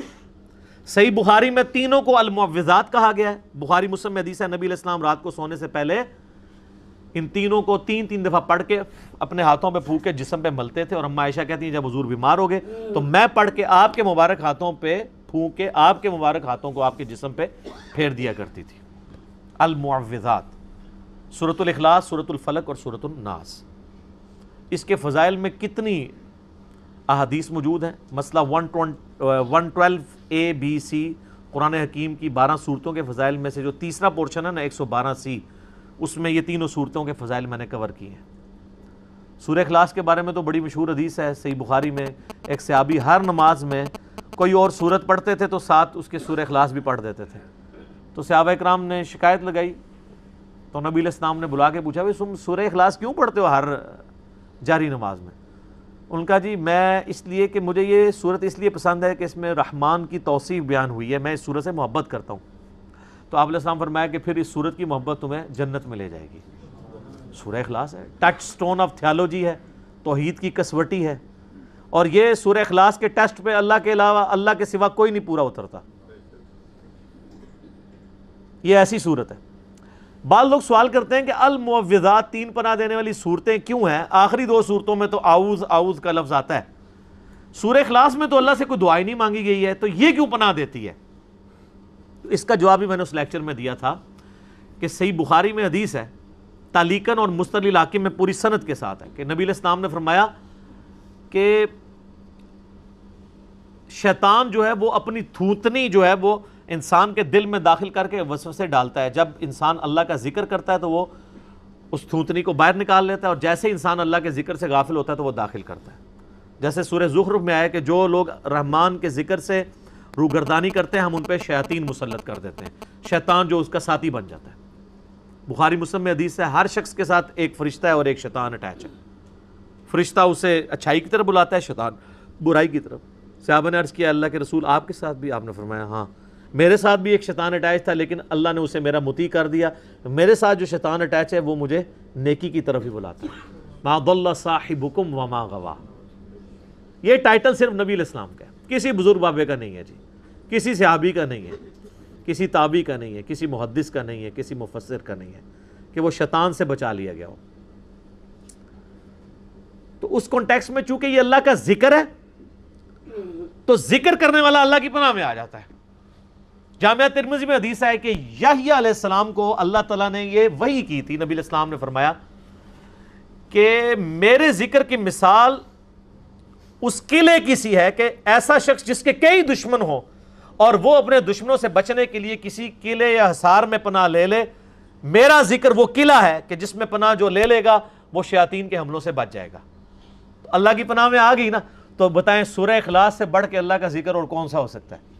یہ اللہ کا وہ ذکر ہے جو اللہ کی پناہ میں لے جانے کے لیے، اسی لیے اسے المعوذات 3 پناہ دینے والی صورتوں میں شامل کیا گیا۔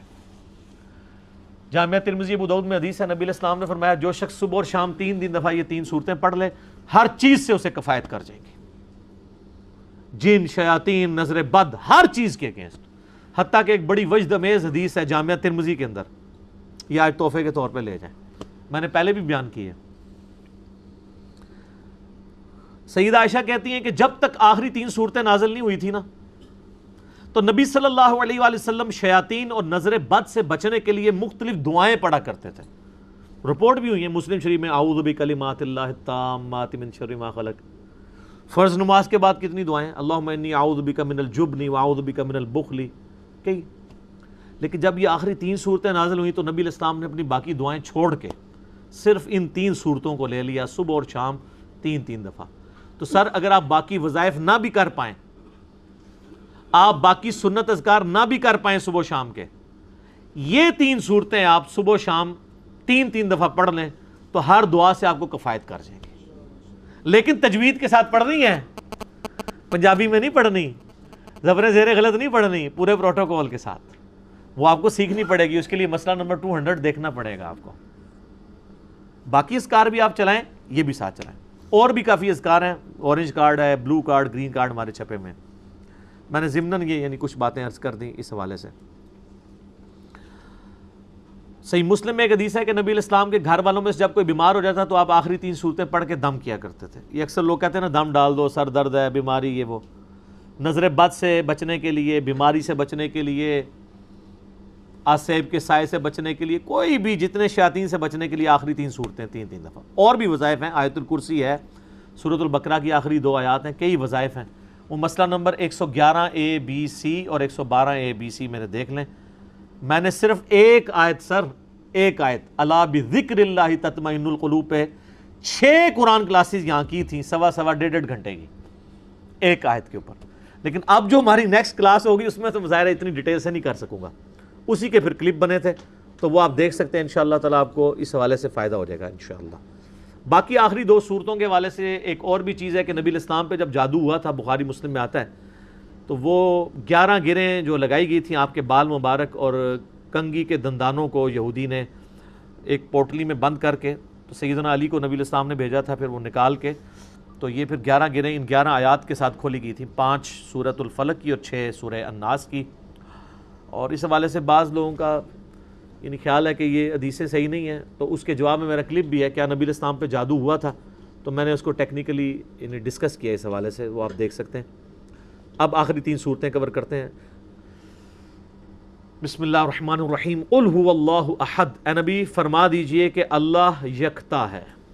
احد کا مطلب اکیلا نہیں، واحد نہیں، یکتا، یونیک، اس جیسا کوئی بھی نہیں ہے.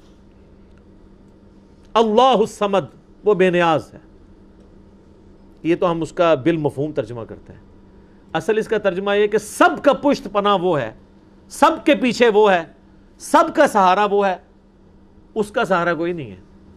سمد عربی میں اس چٹان کو کہا کرتے تھے جو جنگ میں دشمن سے بچنے کے لیے پیچھے پہاڑ لیا جاتا تھا تاکہ پیچھے سے حملہ نہ ہو، تو اس پہاڑ کے لیے بھی سمد کا لفظ استعمال ہوتا تھا. تو اللہ الصمد، اللہ بے نیاز ہے. لم یلد ولم یولد، نہ اس نے کسی کو جنا اور نہ وہ کسی سے جنا گیا، یعنی اس کا بھی کوئی باپ نہیں ہے اور نہ وہ خود کسی کا باپ ہے. اللہ تعالیٰ جو ہے وہ ہمیشہ سے ہے.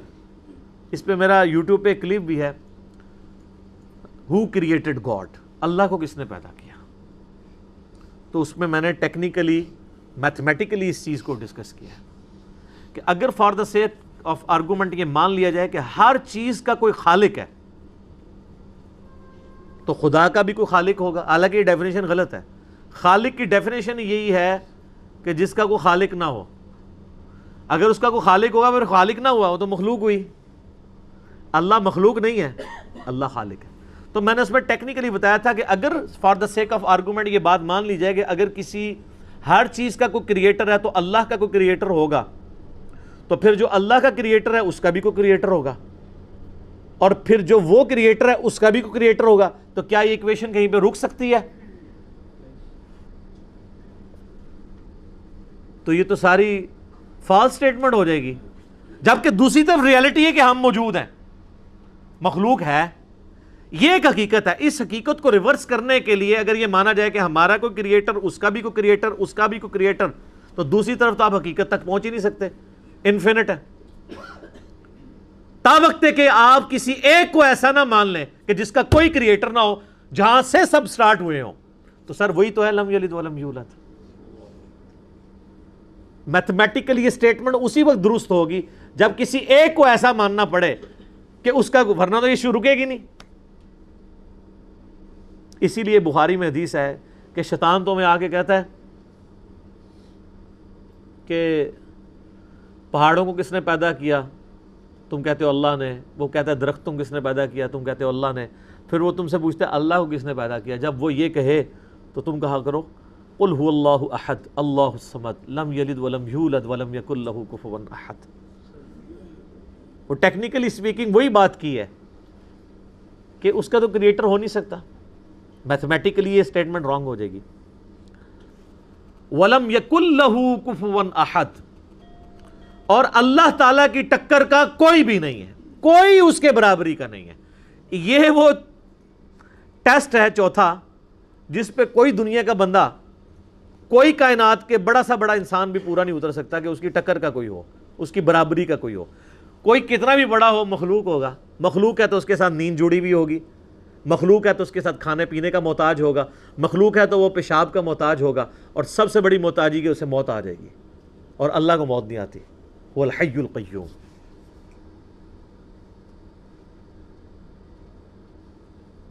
وہ خود سے زندہ ہے اور ہر چیز کو تھامنے والا ہے. تو یہ سورہ اخلاص یونیک صورت ہے اس اعتبار سے اسی لیے اسے کہا جاتا ہے ٹچ سٹون آف تھیالوجی.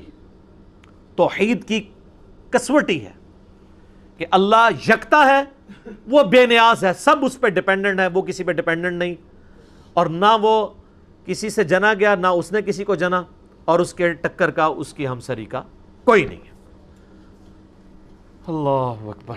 سورہ اخلاص پہ گھنٹوں بولا جا سکتا ہے, لیکن آپ وہ مسئلہ نمبر 112C دیکھ لیں. قل اعوذ برب الفلق. اے نبی عرض کیجئے اپنے رب کے حضور کہ اے اللہ میں پناہ میں آتا ہوں صبح کے پروردگار کی, جس نے صبح کو پیدا کیا رات کو پھاڑ کے. قرآن حکیم میں آیا نا کہ اگر قیامت تک تم پہ رات رہے تو کون ہے جو صبح لے آئے, اور قیامت تک کے لیے اگر صبح ہو تو کون ہے اگر رات لے کے آئے؟ اللہ ہی ہے. من شر ما خلق, ہر اس چیز کی برائی سے جو اس نے پیدا کی ہے. برائی بھی اللہ ہی نہیں پیدا کی ہوئی ہے آزمائش کے لیے. شیطان کا خالق کون ہے؟ اللہ. لیکن شیطان وہ خطرناک کتا ہے کہ جس کے کاٹنے سے بچنے کے لیے اس کے مالک کی پناہ لینی ہوگی. من شر ما خلق ومن شر غاسق اذا وقب, اور خصوصاً رات کی تاریکی کی جب وہ چھا جائے. اکثر برائیاں, جادو ٹونے اور آسیب یہ رات کے وقت نمودار ہوتے ہیں, اور موذی جانور بھی رات کے وقت ہی نکلتے ہیں. تو آخری 3 صورتیں کافی ہیں سر, اس کے علاوہ وظائف ہیں. وَمِن شَرِّ النَّفَّاثَاتِ فِي الْعُقَدِ, اور ان کے شر سے جو پھونکے مارتی ہیں گروں کے اوپر. یعنی عموماً فیمیلز جادوگرنیاں جادو کیا کرتی تھی, تو ان کے شر سے بھی میں اللہ کی پناہ میں آتا ہوں. وَمِن شَرِّ حَاسِدٍ اِذَا حَسَدَ, اور ہر حسد کرنے والے کے حسد سے بھی تیری پناہ میں آتا ہوں. اب اس کے 2 معنی ہو سکتے ہیں. ایک تو نظر بد ہے, مسلم شریف میں حدیث ہے کہ اگر تقدیر پہ بھی کوئی چیز سبقت لے جاتی تو وہ نظر بد ہوتی. صحیح مسلم میں حدیث ہے, ایک لڑکی کا رنگ پیلا پڑا تھا, نبی علیہ السلام نے فرمایا اسے نظر کا دم ڈلواؤ, اسے نظر لگی ہے. نظر لگ جاتی ہے اور اس کا دم یہی ہے. تو اس اعتبار سے بھی حسد کرنے والے کا حسد, اور دوسرا یہ کہ حسد کرنے والا اپنے نظر سے تو کوئی نقصان نہ پہنچا پائے لیکن فزیکلی آپ کو نقصان پہنچائے. اس کے دل میں آپ کے لیے نفرت اتنی اجاگر ہو, الٹیمیٹلی آپ کے قتل کے اوپر آمادہ ہو جائے. یہ میں کل پرسوں سن رہا تھا ٹی وی کے اوپر کہ ایک شخص نے اپنی بیوی کو قتل کیا, اس قتل کی وجہ سے وہ 5 سال جیل میں رہا کیونکہ اس کے ساس سسر نے اس پہ مقدمہ کیا.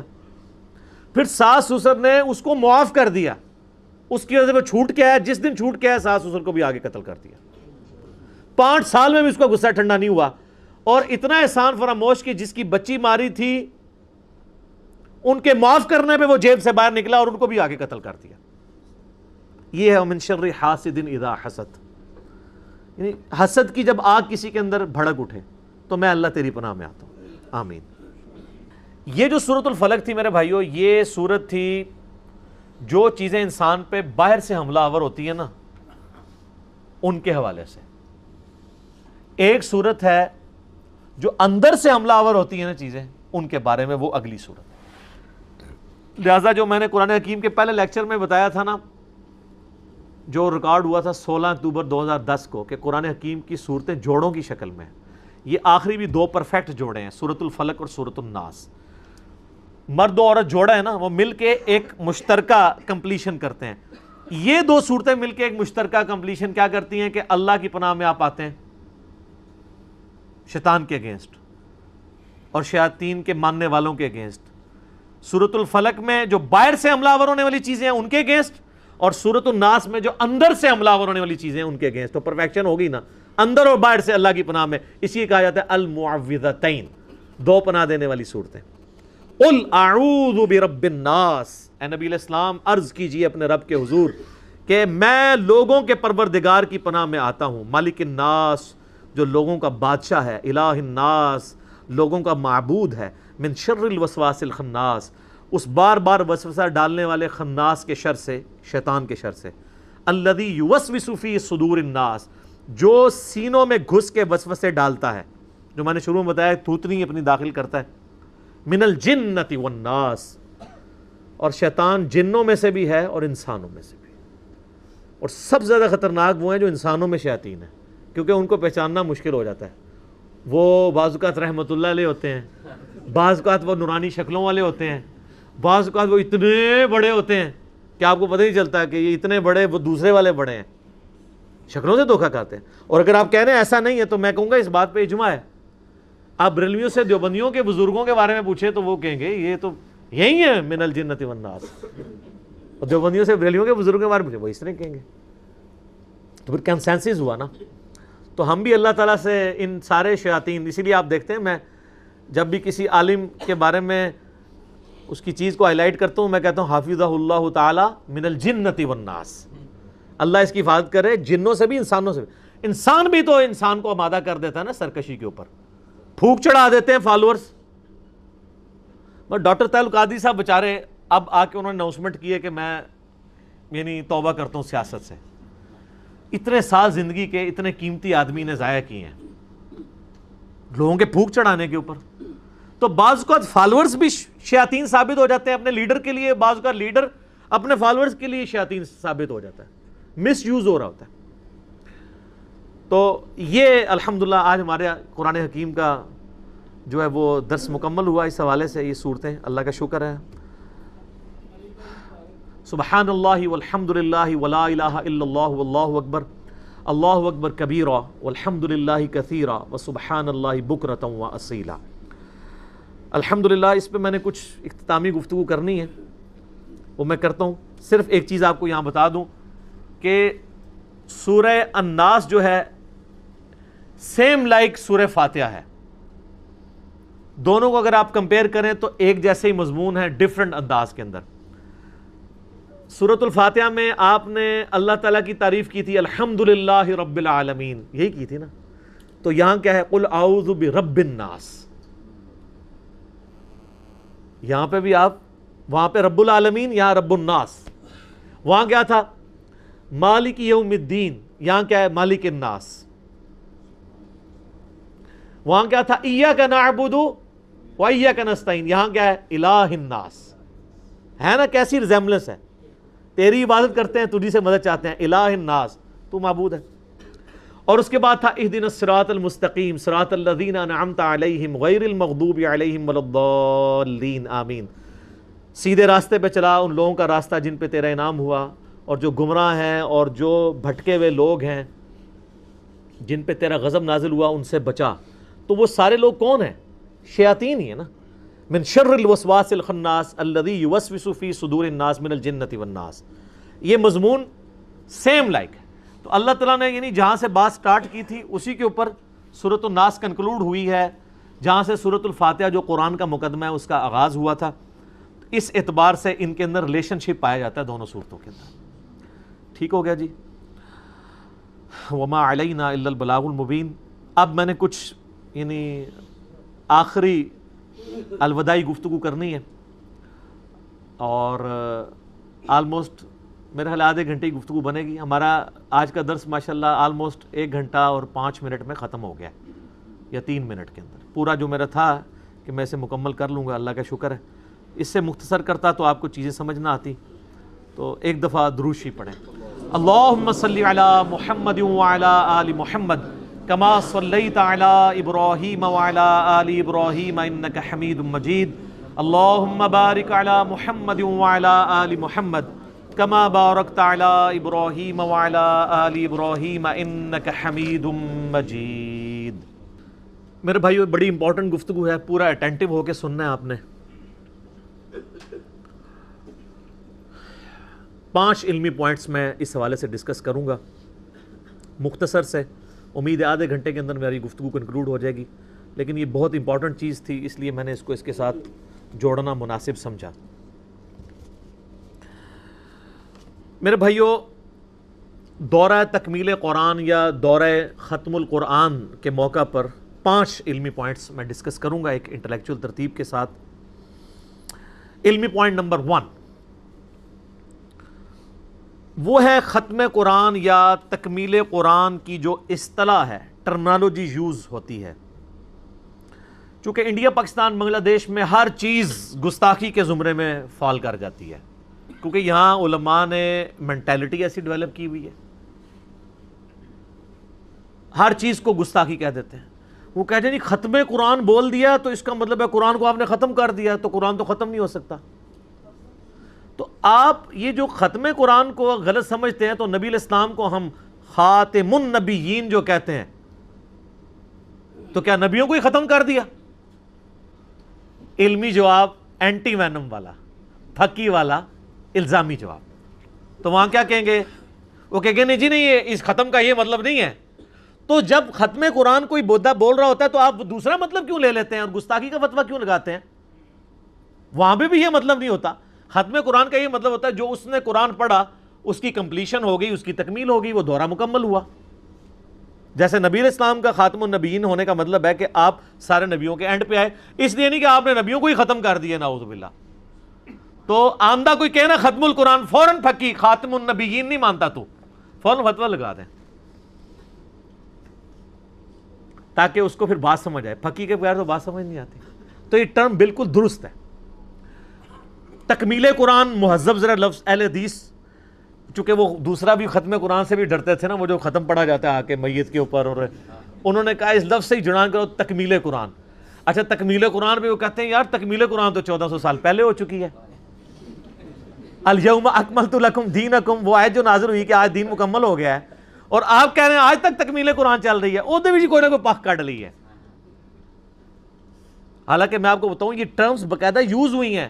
سنن دارمی جو حدیث کی کتاب ہے، امام مسلم کے استاد ہیں امام دارمی، اور مسلم شریف میں 71 احادیث امام دارمی سے امام مسلم نے لی ہیں. سنن دارمی میں آخری چیپٹر ہی ہے، اس کا نام ہے باب ختم القرآن. ختم قرآن کی ٹرم عربی کی ٹرم ہے، حدیثوں کی ٹرم ہے، محدثین کی ٹرم ہے. اور اس میں وہ کئی ایک روایتیں لے کے ہیں. ایک روایت ہے جو صحیح سند کے ساتھ ثابت ہے کہ اس کا انٹرنیشنل نمبر ہے پی ڈی ایف میں جو ہمارے پاس اویلیبل ہے 3517 سنن دارمی میں، کہ نبی صلی اللہ علیہ وآلہ وسلم کے لاڈلے ترین صحابی ہیں انس ابن مالک، جنہوں نے 10 سال آپ کو وضو کروایا، بخاری مسلم میں آتا ہے.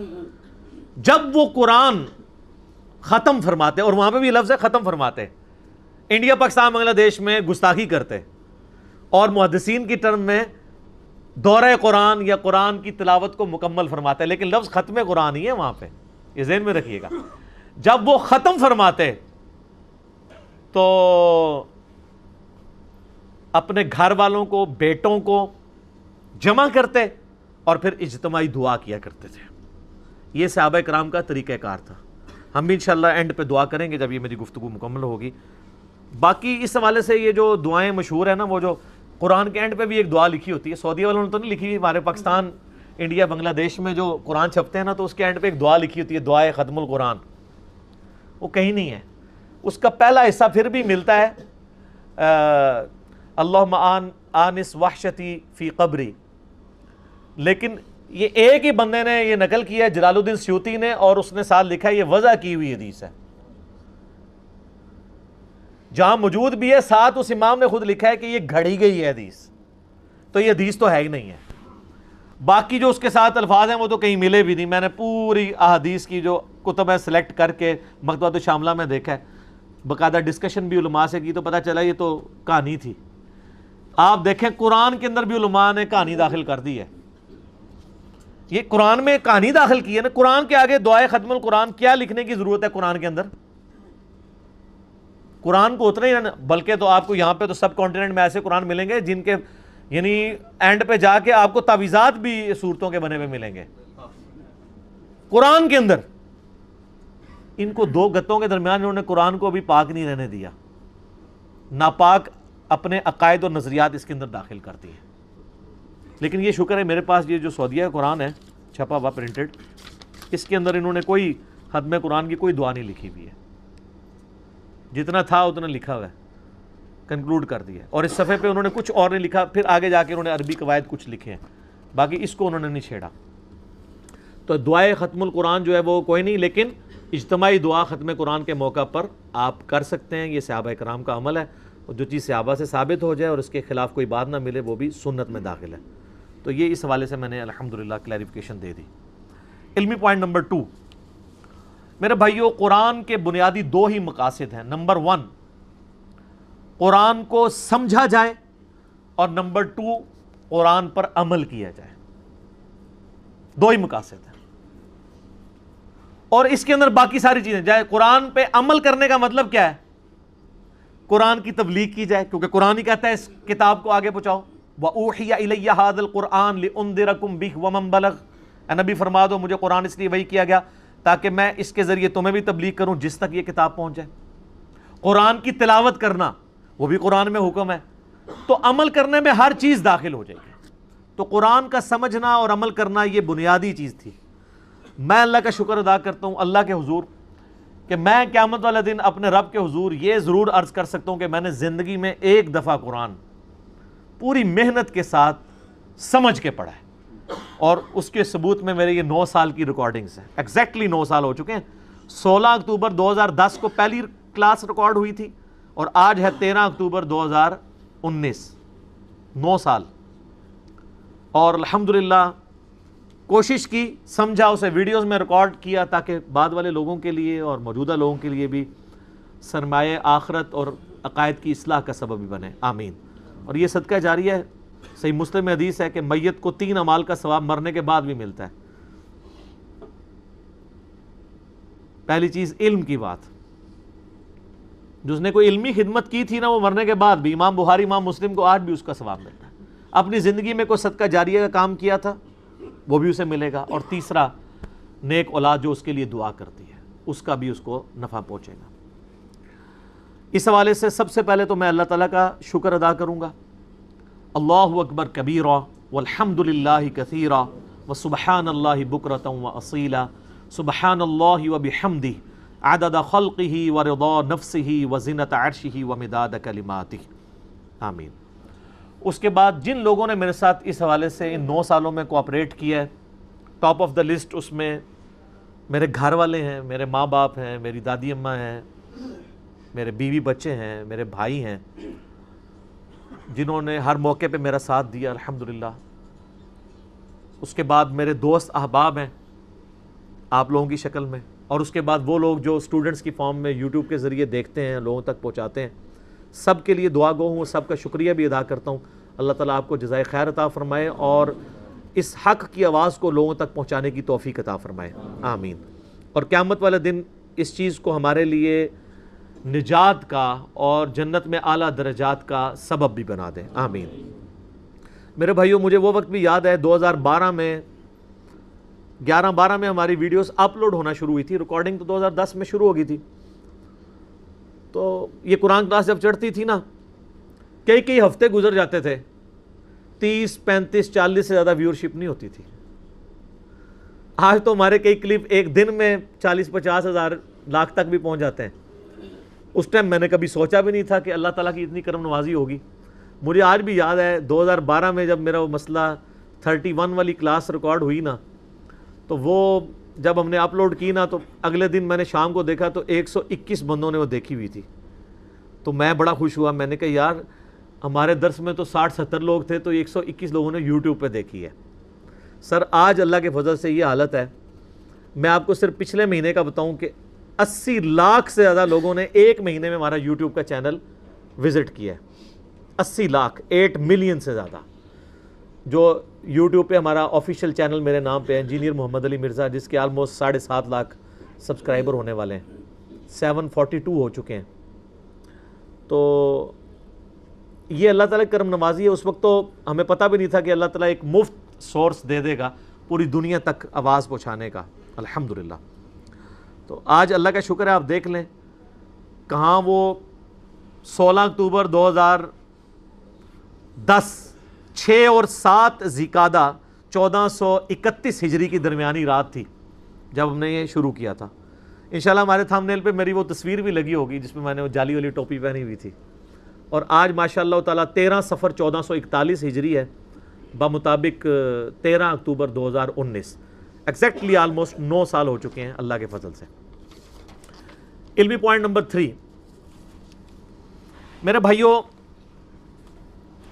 یہ جو ہماری کلاسز قرآن کلاسز ہیں جو ریکارڈ ہوئیں، 344 نمبر آج کلاس تھی ہماری آخری.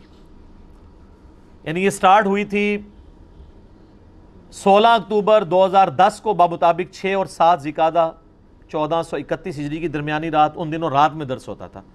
پھر ہم نے، آپ کو پتہ ہے، 28 اکتوبر کو میرے اوپر ایک قاتلانہ حملہ بھی ہوا تھا. اس کے بعد پھر ہم نے یہ درس سنڈے کو دن کے وقت شفٹ کر دیا تھا, سیکیورٹی کے پوائنٹ آف ویو سے بھی, اور وہ اللہ نے اس شر میں سے خیر نکالا. پہلے صرف جیلم کے لوگ آتے تھے, اب یہاں اگر 200 بندہ ہوتا ہے تو اس میں 150 دوسرے شہروں کا ہوتا ہے, تو 50 جیلم کے ہوتے ہیں. تو باقی یہ یاد رکھیے گا, جیلم والے بھی اگر مجھے ملنا چاہیں تو وہ ان کو آنا اتوال دن ادھر ہی پڑتا ہے. یہ نہ سمجھیے گا کہ میں جیلم یا اسلام آباد والوں کو اپنے گھر میں ملتا ہوں, نہ, سب کے لیے ایک ہی رول ہے, ادھر ہی آ کے ملیں گے, سب کے لیے برابر رکھا ہے. اور یہ وہ لوگ آتے ہیں آؤٹ اسٹیشن سے جو آتے ہی ایک دفعہ ہی ہیں, یا کبھی موقع ملے دوسری دفعہ, ہر دفعہ نئے لوگ آتے ہیں ماشاء اللہ تعالی. تو آج الحمدللہ 13 اکتوبر 2019 بمطابق 13 صفر 1441 ہجری, 9 سال آلموسٹ کمپلیٹ ہوئے ہیں. ان 9 سالوں میں 344 قرآن کلاسز کے اندر ہم نے یہ قرآن کا ان ڈیٹیل لیکچر ریکارڈ کروا کے یہ پوری تفسیر ریکارڈ ہوئی ہے. اور اللہ کے فضل سے ایک ایک آیت کے اوپر میں نے دور حاضر کے تمام اختلافی موضوعات کو کور کیا ہے. سورۃ الانعام کی آیت نمبر 50 کہنے کو تو ایک آیت تھی, اس میں عقیدہ حاضر و ناظر, عقیدہ استانت, عقیدہ علم غیب, یہ تینوں چیزیں تھیں. تو میں نے مسئلہ نمبر 6A 6B اور 7 نمبر مسئلہ ریکارڈ کروایا صرف ایک آیت کے اوپر, 4-5 گھنٹے کی گفتگو 3 نشستوں کے اندر. پھر یہ مشہور آیت سورۃ الرعد کی آیت نمبر 28 الا بذکر اللہ تطمئن القلوب, ایک آیت کے ایک ٹکڑے پہ 6 لیکچرز 1.5 گھنٹے کے آلموسٹ ریکارڈ ہوئے. مسئلہ نمبر 111ABC 112ABC, ذکر سے ریلیٹڈ جتنے صبح شام کے اذکار, صورتوں کے فضائل, سب کچھ کور کیا. کیونکہ میں اس چیز کے خلاف ہوں کہ کوئی درس اور دیا جائے قرآن کے علاوہ. اور یہ بات بعض لوگوں کو بڑی بری لگتی ہے اور میرے پہ منکرین حدیث ہونے کا فتویٰ بھی لگا دیتے ہیں. حالانکہ میرے سے علاوہ جن لوگوں نے قرآن کی تفسیر کی ہے, کہانیاں بیان کی ہیں زیادہ تر لوگوں نے, میں تو ہر جگہ حدیثوں کا اور ان کتابوں کا حوالہ دے کے بخاری مسلم کا چلتا ہوں. لیکن میں کہتا ہوں ہماری مسجدوں میں درس حدیث, درس فقہ, درس تصوف کی بجائے صرف درس قرآن ہونا چاہیے. درس قرآن کے ذیل میں آپ بیان کریں, کیونکہ یہ ہماری ٹیکسٹ بک ہے. اور میں نے الحمدللہ درس قرآن کے کانٹیکسٹ میں اختلافی موضوعات, فقہی معاملات بھی ڈسکس کیے. سورۃ المائدہ کی جب شروع کی آیات آئیں تو میں نے وضو, غسل, استنجا, تیمم کو بھی مسئلہ 42 ریکارڈ کرایا قرآن کے کانٹیکسٹ میں, سب کچھ قرآن کے ساتھ, تاکہ قرآن کے ساتھ رشتہ مضبوط ہو اللہ کے فضل سے. اسی طریقے سے سورہ بنی اسرائیل کی آیت نمبر 90 سے لے کے 93 تک میں 4 میں نے لیکچر معجزات, استدراج, کرامات اس کے اوپر ریکارڈ کروائے. مسئلہ تقدیر سورہ ہود کی آیت نمبر 6 اور 7 کے کانٹیکسٹ میں 4 لیکچر, مسئلہ نمبر 103 104A BC ریکارڈ کروائے. تو اللہ کا شکر ہے کہ آج ہمارا یہ فائنل لیکچر جو ہے وہ لیکچر نمبر 344 ریکارڈ ہوا اللہ کے فضل سے. علمی پوائنٹ نمبر 4, میرے بھائیو, آج تک جو بھی ہماری ویڈیوز ریکارڈ ہوئی ہیں, کوئی ایک ویڈیو بھی ایسی نہیں ہے جو یوٹیوب کے اوپر اپلوڈڈ نہ ہو. سب کی سب اپلوڈڈ ہے اور فریلی آپ ڈاؤن لوڈ کر سکتے ہیں. اور یہ 3 کیٹیگریز میں فال کرتی ہیں. پہلی کیٹیگری ہے قرآن لیکچرز کی, جو آپ کو 01 لیکچر, 02 لیکچر, 03 لیکچر کے نام سے ملے گی, اور ساتھ سورت کا نمبر لکھیں, میرا نام لکھیں, کھل جائے گی. یہ 344 پہ آج فریز ہو گئی, کمپلیٹ ہو گئی الحمدللہ. دوسری کیٹیگری میں نے انہی قرآن کلاسز میں جو اسپیشل لیکچرز دیے تھے, ایک ایک آیت کے اوپر کئی ایک اختلافی موضوعات پہ, حیات النبی کے اوپر دیا, حاضر و ناظر کے اوپر دیا, علم غیب پہ دیا, تو وہ قرآن کلاسز مسئلہ نمبر کے نام سے اپلوڈ ہیں, اور وہ بھی 201 کے اوپر فریز ہو چکے ہیں, مسئلہ نمبر 1 سے لے کے 201 تک. اس کے سپیلنگ آپ لکھیں گے MAS اپسٹرافی والا کاما ALAH, ساتھ 01 مسئلہ, 01 02 کو شروع میں لگانا ہے, تاکہ وہ ڈیجٹس ہم نے شروع میں رکھے تھے تاکہ آپ کو دیکھنے میں, ورنہ ڈیجٹ بعد میں رکھے تو ہر ایک مسئلہ ہی نظر آ رہا ہوگا, ہر ایک لیکچر ہی نظر آ رہا ہوگا. تو ہم لیکچر نمبر 1 نہیں لکھتے, 01 dash lecture, 02 dash lecture, 01 dash مسئلہ, 02 ڈیش مسئلہ. اور تیسری کیٹیگری جو 18 مارچ 2018 کو شروع کی, جس نے ہمارا کام ماشاءاللہ ایکسپونینشلی رائز کیا, اور یہ بھی اتوار کے دن کے درس شفٹ ہونے کی برکت تھی کہ یہ علمی و تحقیقی مجالس شروع ہوئیں. اور اس میں میں جزائے خیر دے اللہ تعالیٰ میرے والد صاحب کو, انہوں نے مجھے مشورہ دیا. آپ کو پتہ ہے میں قرآن کلاسز کے بعد فی البدی 3 4 بعض اوقات 8 گھنٹے یہاں لوگوں کے سوالوں کے جواب دیتا رہا ہوں. وہ بہت بڑا سرمایہ تھا جو ریکارڈ نہیں ہو سکا. اچھا, وہ میرے ابا جی 2 عرصے سے دیکھ رہے تھے, انہوں نے مجھے مشورہ دیا کہ یار اس کی ریکارڈنگ شروع کرو مجالس کی, یہ زیادہ افیکٹو چیزیں ہوں گی کوسچن آنسر سیشن کی. لیکن آج کی ڈیٹ میں اب افسردہ نہیں ہوں, سٹارٹ میں تھا میں, لیکن اللہ نے مجھے اتنا موقع دیا کہ 84 مجالس ریکارڈ ہو چکی ہیں, 4-4 5-5 گھنٹے کی بھی مجلسیں ہیں, 2.5 گھنٹے سے کم کوئی بھی نہیں ہے. آج 50ویں ہونی تھی, میں نے قرآن کی آخری فائنل لیکچر کی وجہ سے اس کے پروٹوکول میں اسے شفٹ کر دیا اگلے ویک پہ. 18 مارچ 2018 کو شروع ہوئی, آج ماشاءاللہ 13 اکتوبر 2019 تک 84 علمی و تحقیق مجالس. یہ انشاءاللہ اس وقت تک چلیں, یہ فریز نہیں ہوں گی, میری زندگی تک انشاءاللہ ہیں, یہ جب تک چلیں گی, یہ سوال تو ختم ہی نہیں ہونے ہیں, تو وہ چلتے رہیں گے انشاءاللہ. اب آپ دیکھ رہے ہیں سوشل ایشوز کے اوپر بھی آلموسٹ ہر ایشو پہ میری ویڈیو آ جاتی ہے اللہ کے فضل سے. تو وہ ہے 01 علمی و تحقیقی مجلس, 02 علمی و تحقیقی مجلس, ILMIO تحقیقی, اس نام. یہ 3 کیٹیگریز تھیں جو آلموسٹ الحمدللہ ساری کی ساری یوٹیوب کے اوپر اپلوڈ ہیں, اور آپ ان کو ڈاؤن لوڈ کر سکتے ہیں, یہ بتانا ضروری تھا. اب آخری علمی پوائنٹ نمبر 5 ہے, وہ ہے نیکسٹ ہمارا پلان کیا ہے قرآن کلاسز کے حوالے سے. مسئلہ نمبر تو فریز ہو گئے, تحقیقی مجالس تو انشاءاللہ چلیں گی. قرآن کلاسز کے حوالے سے اب نیکسٹ ہمارا پلان یہ ہے کہ یہ قرآن کلاسز ہماری انشاءاللہ تعالی اب ایک نئے فارمیٹ کے ساتھ, جو آپ کو یہ نظر آ رہا ہے پیچھے. میں اپنے بھائیوں سے کہہ رہا تھا ہمیں مسجد میں تو نہیں گھسنے دیتے, ہم مسجد ہی یہاں پہ لے آئے ہیں, یا ویڈیو میں دیکھیں گے تو لگے گا محراب ہے. انشاءاللہ نیکسٹ اسی بیک گراؤنڈ میں ریکارڈنگز ہوا کریں گی. تو قرآن کلاسز اب ہم نے جو اس کے لیے نیکسٹ نیو تھم نیل ڈیزائن کیا ہے, اس کا عنوان ہم نے رکھا ہے قرآن آسان ترجمہ اور تفسیر. اور وہ جو یوٹیوب پہ رومن میں اپلوڈ ہوں گی تو وہ ہوگا 01 قرآن کلاس, پھر آگے وہ. تو یہ تھا نا 01 لیکچر, وہ ہوگا 01 قرآن کلاس, قرآن ٹرانسلیشن اینڈ تفسیر کلاس, اس طرح وہ چلا کرے گا. تو یہ 01 قرآن تفسیر ٹرانسلیشن اینڈ تفسیر کلاس, 02 قرآن کلاس, 03 قرآن کلاس. تو یہ ہماری چوتھی اب کیٹیگری ہوگی, ان کے علاوہ تحقیقی مجالس, مسئلہ نمبر اور پرانے تفسیر لیکچرز کے علاوہ انشاءاللہ تعالی اب یہ چڑھا کریں گی. اور اس میں آپ لوگوں کی جو فیڈ بیک تھا, آپ لوگ خواہشات تو بڑی اظہار کرتے ہیں, لیکن کام بڑا مشکل ہوتا ہے, اس کی وجہ سے اب آپ کو بھی صبر کرنا پڑے گا.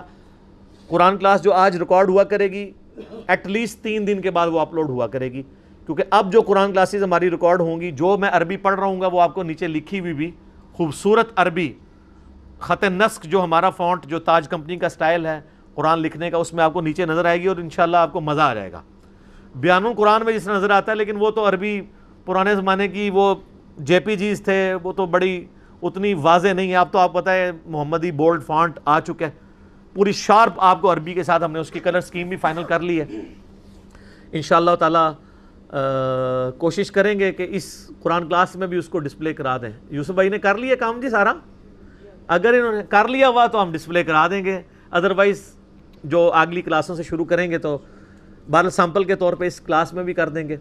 اور اس کے بعد جو احادیث ہیں, جتنی احادیثیں میں فی البدی بیان کرتا ہوں, انشاءاللہ ان کتابوں کے نام اور اس کا انٹرنیشنل نمبر بھی آپ کو نیچے ڈسپلے ہوا نظر آیا کرے گا. لیکن اب یہ میرے پہ بڑا امتحان آ گیا ہے کئی اعتبار سے.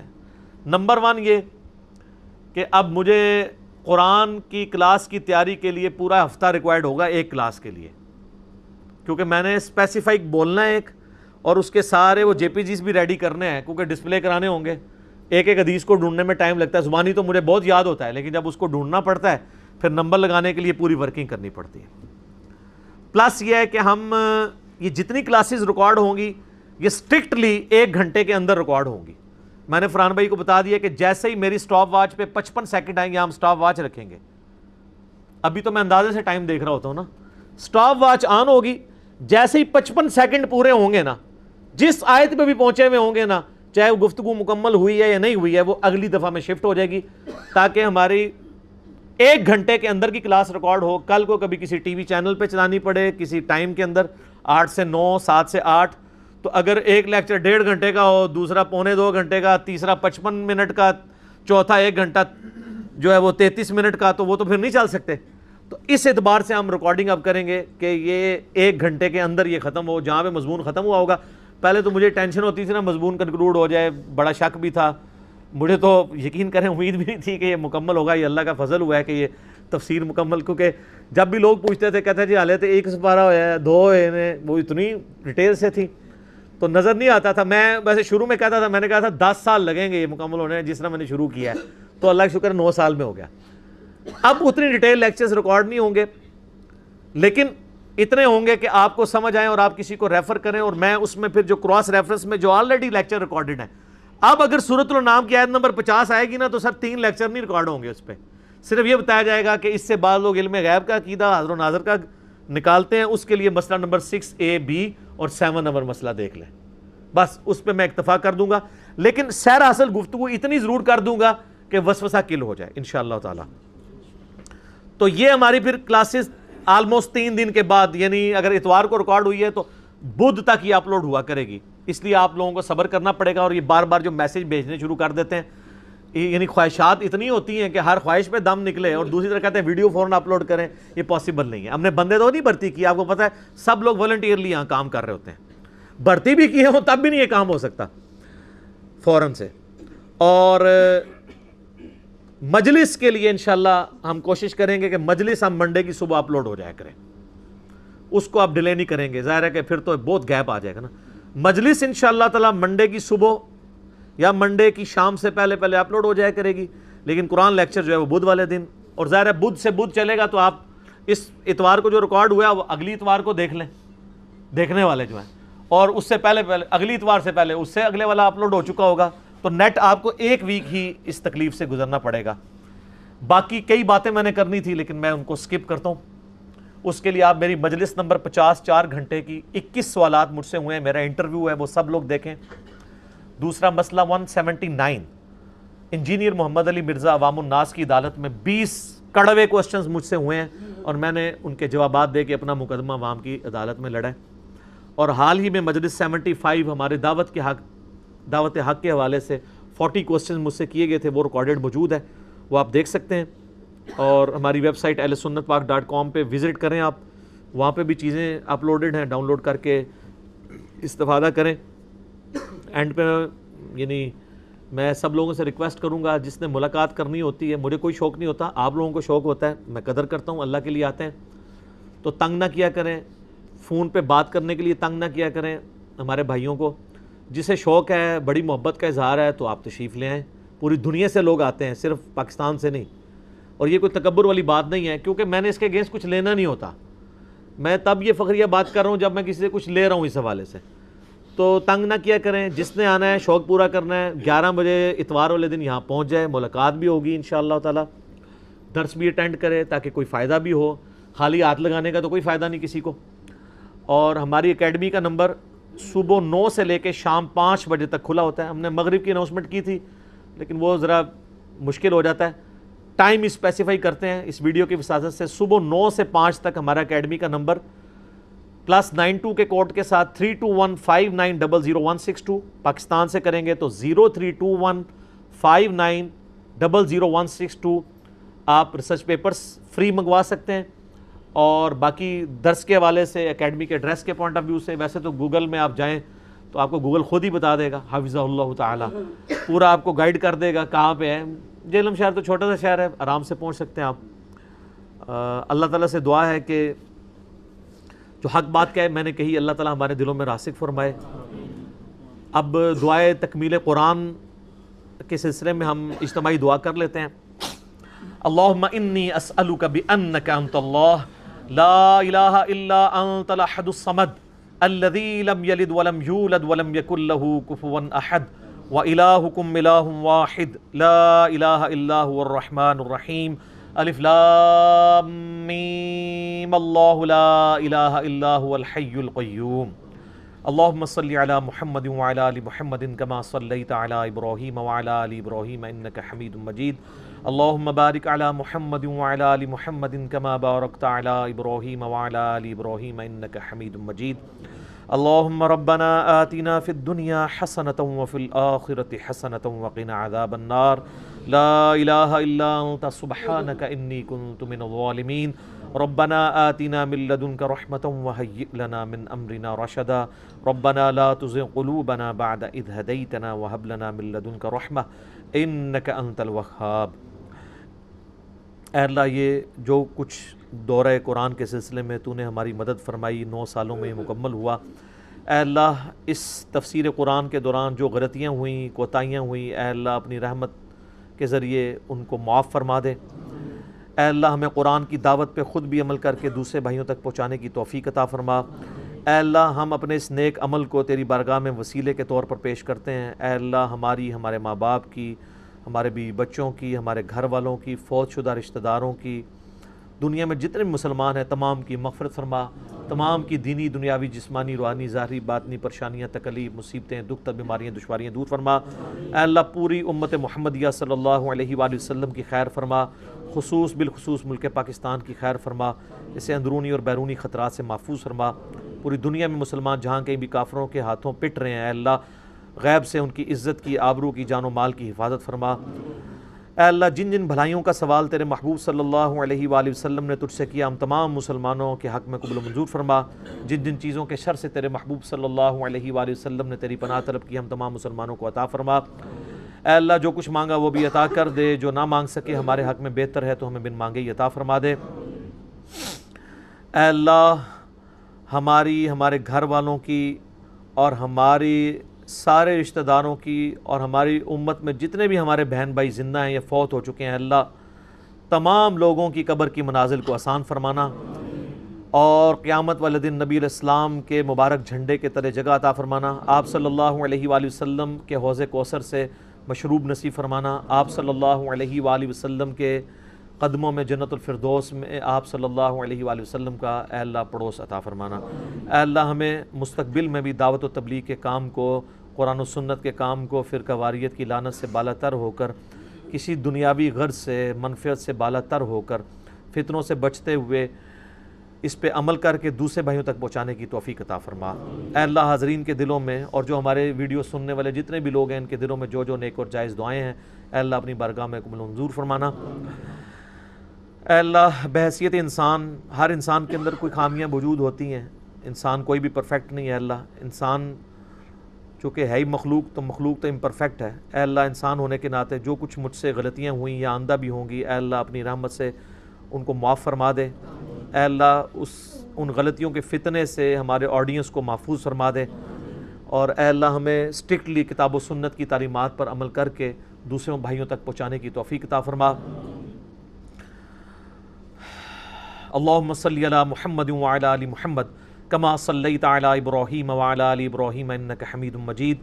اللہم بارک علی محمد وعلی آل محمد کما بارکت علی ابراہیم وعلی آل ابراہیم انک حمید مجید۔ سبحانک اللہم وبحمدک اشہد ان لا الہ الا انت استغفرک واتوب الیک۔ سبحان ربک رب العزت عما یصفون وسلام علی المرسلین والحمد للہ رب العالمین، وصلی اللہ علی النبی الکریم وعلی آلہ واصحابہ اجمعین الی یوم الدین، آمین برحمتک یا ارحم الراحمین۔ جزاکم اللہ خیرا واحسن الجزاء۔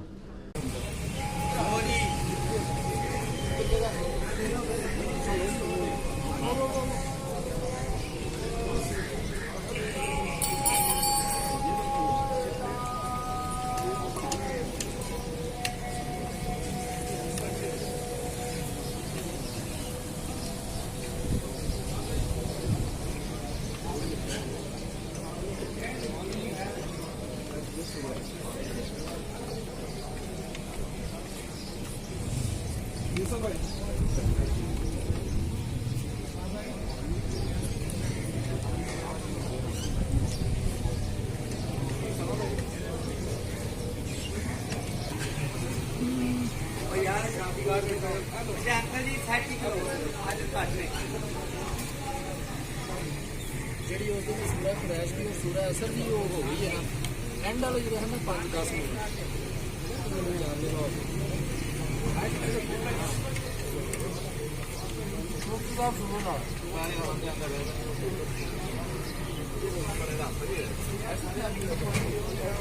وہ بڑی سونے والی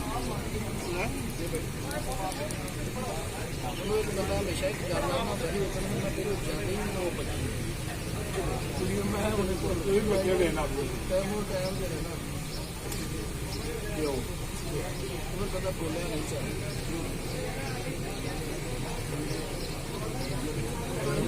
علی بھائی بھی آپ کام کریں علی بھائی میں